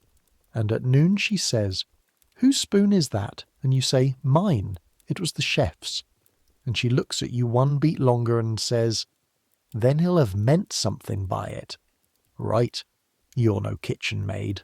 She goes up to Mrs. Cormac that afternoon and comes down with it settled. You are maid, assistant cook, undercook, the agency lists would say, at $16 a month, and a girl is to be hired for the scullery's rough work so that the scullery girl herself steps up to your old place. The plucking and the pounding and the 5:30, which she receives with the stunned ceremonial pride of a promoted corporal. $16. You stand at the post office window that Sunday and send home 5, and the clerk, who has slid the money order form across before you ask for 2 years now, sees your new sum and says, "Business is good, miss." And you say, you hear yourself say it, and it is the first time you've ever said anything like it in English, out loud in America. "I've been promoted." The clerk stamps the form twice, which is not required, and slides it back like a diploma. And then it is the second Saturday of April, and Mrs. Kane, drawing up the hall's Sunday bill of fare with you at the kitchen table, with you. The hall's food is composed now at a table, like the other menu. Chews her pencil and says, not particularly looking at you, "What did your people bake at home? Sunday bread, I mean. Every country has one. I'm sick of my own." And there it is. The question. 2 years. The tinners waited in the trunk under your bed for a table where the bread could be set down in daylight. And here is the table asking. You go up the 5 flights at a pace no servant is supposed to use on the back stairs. The trunk, the stocking, the cocoa tin with the Dutch girl on the lid, her painted smile worn to a ghost where your thumb has opened her 100 times on the bad nights. You carry it down and you open it on the kitchen table, and Mrs. Kane leans over and takes the smell of it, the way Bridget took the brioche that first morning, slow, eyes shut, standing in front of a fine painting. And what is in the tin is smaller than it was, and drier. 2 years of bad nights lighter, but the smell still works. Dry fields, hot stone, your mother's table. Caraway. Rye bread, you say, dark, with these, my mother. And you stop because the sentence has your mother in it, and the kitchen is blurring, and Mrs. Kane, who has watched 40 girls' faces do exactly this over 40 souvenirs of 40 home countries, mercifully becomes all business. Rye we can get from the German baker's supplier. Molasses we have. Saturday night after the range slacks. You'll bake it yourself. I'll watch and learn something. Go on with the fowl now. So it happens, at last, at 9 o'clock on a Saturday night in April of 1892, in the best oven of a Fifth Avenue mansion, in the slack heat of a range that has cooked terrapin for the 400, the bread of Smoland. You build the sponge the way your hands remember. Your hands remember everything. They have been waiting longer than you have. The rye dense and sweet with molasses, the caraway going in at the last, a double handful minus 1 spoonful, because 1 spoonful goes back in the tin, and we will get to why. The dough is heavy as riverbank earth under your knuckles, exactly as heavy as memory said, and while it proves, the kitchen fills with the first stage of the smell, grain and yeast, and Bridget appears in the doorway with the transparent excuse of a jug, and stays. The loaves go in on the stone, and the smell that comes out of the oven over the next hour goes up the back stairs and down the passage and into the hall, and the pug's parlour, and the very shafts of the dumbwaiters. The whole below stairs of the house fills, the way it filled with brioche at 5:30 every morning of your first year, with the smell of bread that belongs to someone, only this time the someone is you. And nobody in this basement will be cutting it for a tray. They eat it at Sunday supper, all 16, hot soup, and then the dark loaves on the willow pattern dish, and Mrs. Kane sets them down in the middle of the table, in the middle, facing everyone, facing for once nobody stares, and says, Hilda's bread, her mother's receipt, county, and looks at you, and you say, Smoland, and she says, County Smoland, which is wrong in a way you will never correct, and Mr. Griggs pronounces it excellent and takes a second slice, which is the courthouse ruling in your favour, and the new scullery girl eats hers with dripping from the brown crock in a thick trembling layer, being 14 and 1 week off the boat from Galway, and Bridget eats a slice slowly, and then says quietly, just to you, under the hall's noise, "Well, Sweden, now you've fed me twice, once with dinner and once with proof." You don't ask proof of what. You know. Proof that the table this bread needed was buildable. Proof that it could be built out of nothing but a cook's nerve and a housekeeper's tolerance, and a crock of kept dripping 10 feet under the 400, without costing one soul upstairs so much as a course. Proof, in other words, of the 11 words you mailed to Poughkeepsie. Let the hall eat once a day what the house is proud of. It took 11 months and arrived from Limerick. But it arrived. You sit down at that supper. Of course you have sat at every supper, but this is the night you notice yourself sitting at a table with people, eating bread with your name on it, and when you talk, they look at you. That was the whole inventory of home, remember. Bread that is yours, eaten sitting down, with people who looked at you when you talked. 2 years and 4,000 miles and 5 flights down, and there it is again, assembled from parts, on oilcloth, under a gas jet, in the basement of a house whose front hall you have seen for a total of perhaps 90 seconds in your life. It is not Smoland.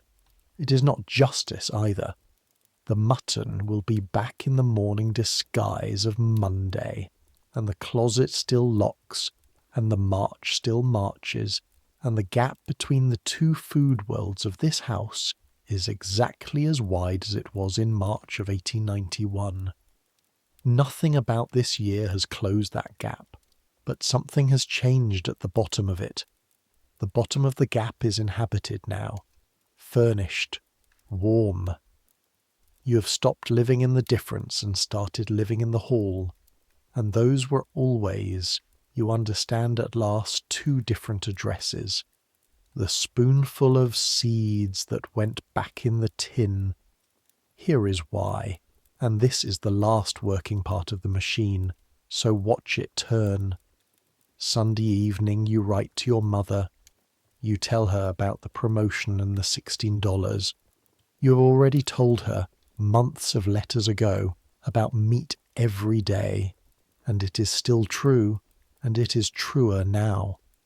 And then you tell her what you have never told her, because it was never finished before, the bread, baked at last, in the finest oven in America, eaten at last at a full table, praised by an English butler and an Irish cook, and a Galway child with dripping on her chin.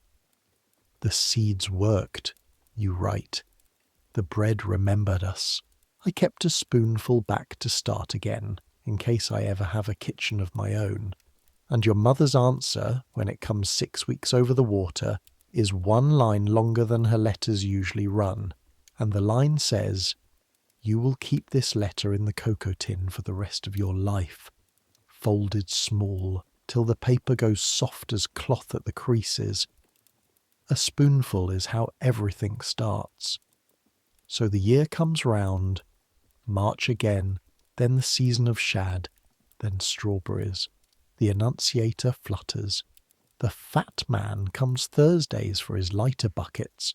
The terrapin go up and the sugar is pulled in the dead hours. Mrs. Kane's centrepieces are plainer than the Frenchman's ships, and the house upstairs has decided, this being the convenient year to decide it, that plainness is the coming taste. Bridget walks past St. Patrick's on her Sundays and looks at it like a shareholder. The mission sister still comes twice a week to the area door, and now it is often you who hands the pails up to her cart, and she still says, "God bless the house," and you have decided you know which house she means. The basement telegraph carries its usual traffic. The hungry house is on its 6th cook. The new palace uptown will open next winter with 16 feet of range and a plaque. Delmonico's great Ranhofer, they say, is writing everything down. Every dish of the age, a book the size of a Bible. He'll publish it in a few years, and the age will turn out to have been recorded by its head cook, which is, if you think about it, exactly who should record an age. And far off, past the edge of anything the hall could name, the son-in-law's dinner table word, a softness in money, goes on quietly, meaning something, out where the railroad shares live. And one evening in early June, the spoon crosses the kitchen again, a small dinner upstairs.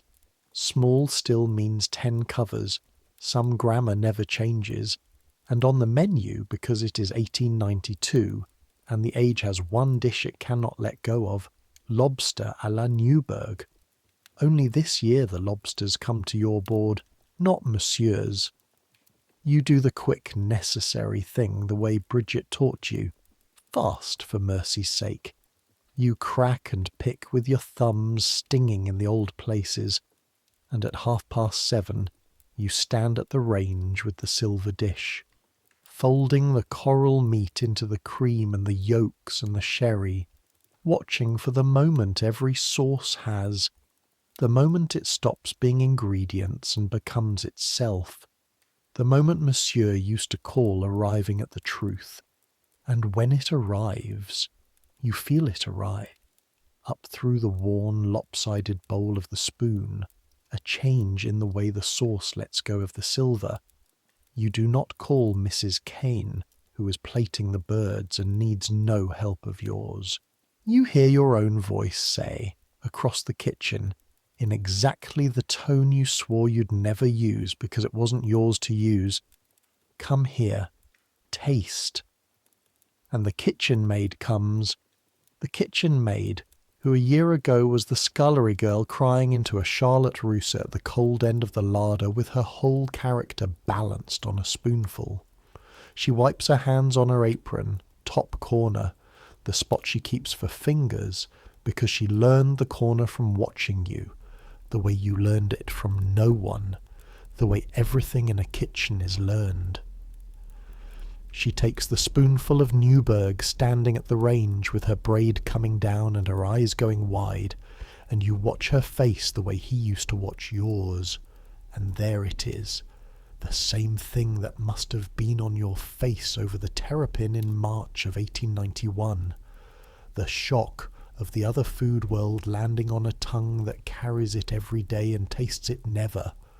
One spoonful, never a plate. The thread still crosses 8 inches at a time, but it crosses downward now, one more pair of hands along, and that is how anything ever moves in a basement. Hand to hand, spoonful by spoonful, girl by girl. "Well," you say, because he always made you say it. She looks at the spoon, and then at you, and says, in her Hudson Water English with the Galway girl behind her giggling into the sink, "It tastes like upstairs." "No," you say, and you hear whose voice you're borrowing and you borrow it anyway.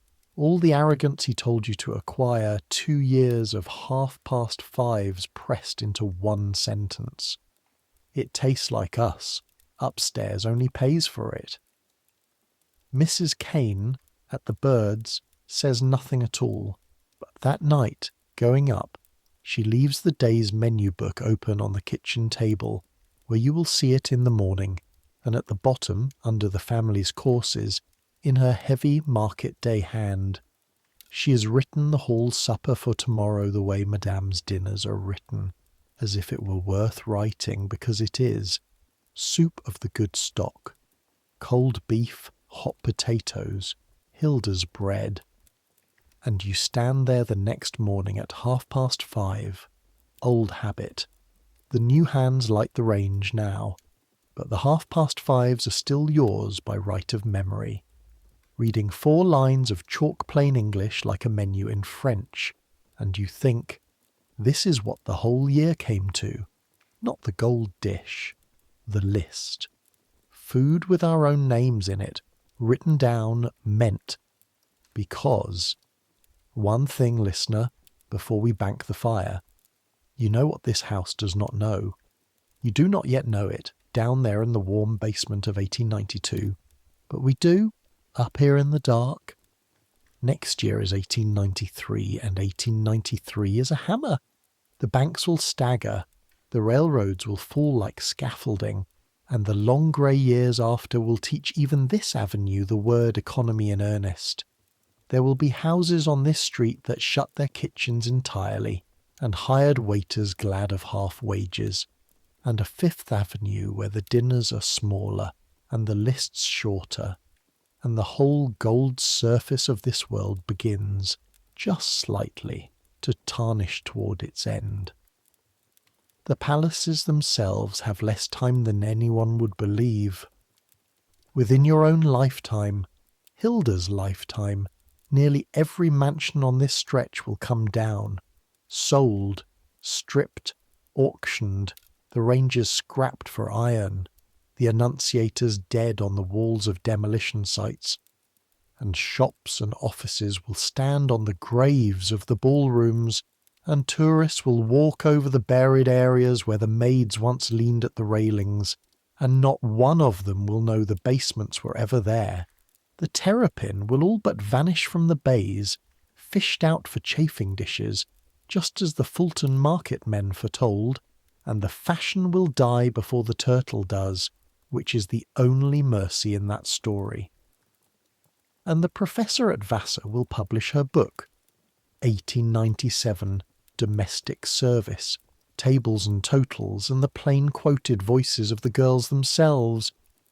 And it will say, with numbers, what the letters always said, that it was never the wages and never the work. It was the difference, seen every day, close enough to smell. Her questionnaires are still in the library at Poughkeepsie. Somewhere in that archive, in that great pile of folded evidence, are pages in a cork hand and a careful footman's hand, and one line in stiff New English about letting the hall eat what the house is proud of. The historians who catalogue them will never know which basements they came from. That is as it should be. The girl whose year you've lived was a composite. One girl assembled from many, borrowed eyes and borrowed hands, and whoever they each were, the many, the real ones. History closed over them quietly, the way snow closes over an area railing. The records keep their wages and sometimes their ships' names and everything else. The bad nights, the cocoa tins, the first strawberry of a given year, belongs to them alone, and always did. But that is all far from here. That is years off, floors up, centuries deep. Here, where you are, it is only a spring evening in 1892, and the supper was hot, and the hall smelled of soup and dripping and your own bread, and now the basement is ticking itself quiet, the way it does at the end, the range cooling through its long iron registers of sound, smaller and smaller, like a heart calming down. Climb the stairs with her now. 5 flights, the back stairs, carpet to drug it to bare board, the candle throwing your shadow up the wall ahead of you, the air cooling floor by floor as the kitchen's warmth falls away below like a country scene from a departing ship. The attic under the slates, the washstand, the row of hooks, the iron bed, the tin trunk with H. Anderson going thin at the letters, and inside it the cocoa tin, lighter now by a bread's worth of seeds and heavier by one folded letter, doing what it has always done, which is wait, patiently, for whatever kitchen comes next. Sit on the edge of the bed, unlace the boots, hear them drop one, then the other, the day's last 2 sounds with any work in them, lie back, The house settles above you and below you, 60 rooms of it, breathing through its flues. Somewhere 5 floors down, the banked fire is holding its red seed under the ash until morning, the way it has held it every night of this story, the way it will hold it long after everyone in this house is a name and a ledger in a library. The fire is lazy. Let it be lazy. Everything that needed doing today is done. You are warm enough under the slates, with the March wind combing the roof. You are fed enough, truly fed this year, soup and bread and dripping fed, sitting down fed. You're seen enough now, at one table at least, by 15 faces at least, which is more than the whole gold house above you can say for itself, with its 400 names and its counted peaches. Warm enough, fed enough, seen enough. That's more than most of the world got in 1892 or any year. That's enough. That is the whole secret the basement knew, and the ballroom didn't. Enough, arrived at honestly, shared out hot, is a feast. Tomorrow there will be the 5:30. For someone, not for you anymore, but for someone, there is always a someone, 14 and 1 week off the boat learning the ranger's moods. Tomorrow there will be the brioche going up and the oatmeal going round, the bells fluttering their little discs, the fat man or the fishmonger or the mission sister at the gate. Tomorrow the mutton will come back. The mutton always comes back, but it will come back hot in a new disguise, with soup beside it, onto a table where the bread faces everyone. But that's tomorrow. Tomorrow can wait on the far side of the dark. Right now there is only the bed, and the wind on the slates, and the long slow tide going out. So let it come. Let sleep take you the way it took Hilda Anderson in her attic room under the slates of Fifth Avenue 130 years ago, with bread smell still in her hair and a silver spoon in the apron on the hook. Let the house fade floor by floor the way the warmth fades on the back stairs. Let the bells quiet. Let the Annunciator hang dark, every little eye closed. Let your thoughts go the way the range goes at night, banked, low, one warm seed kept safe under the ash for morning, and let them slow and soften and finally stop. Centuries will pass. The avenue you know will change beyond recognition. The mansions will come down, stone by stone, and shop windows will burn bright where the ballrooms were. The range will be scrapped. The slate will be wiped a final time. The last locked closet will be sold at auction to a stranger who will never guess what it kept in and what it kept out. But people will still stand at stoves while other people sleep, still set bread down in the middle of tables facing everyone, still keep a spoonful back to start again. Some things don't change. The table doesn't change. A spoonful is how everything starts. You've earned this rest. The fire is banked. The doors are locked, and for once nothing you need is behind them. Take it, and dream of whatever dreams may come. Good night.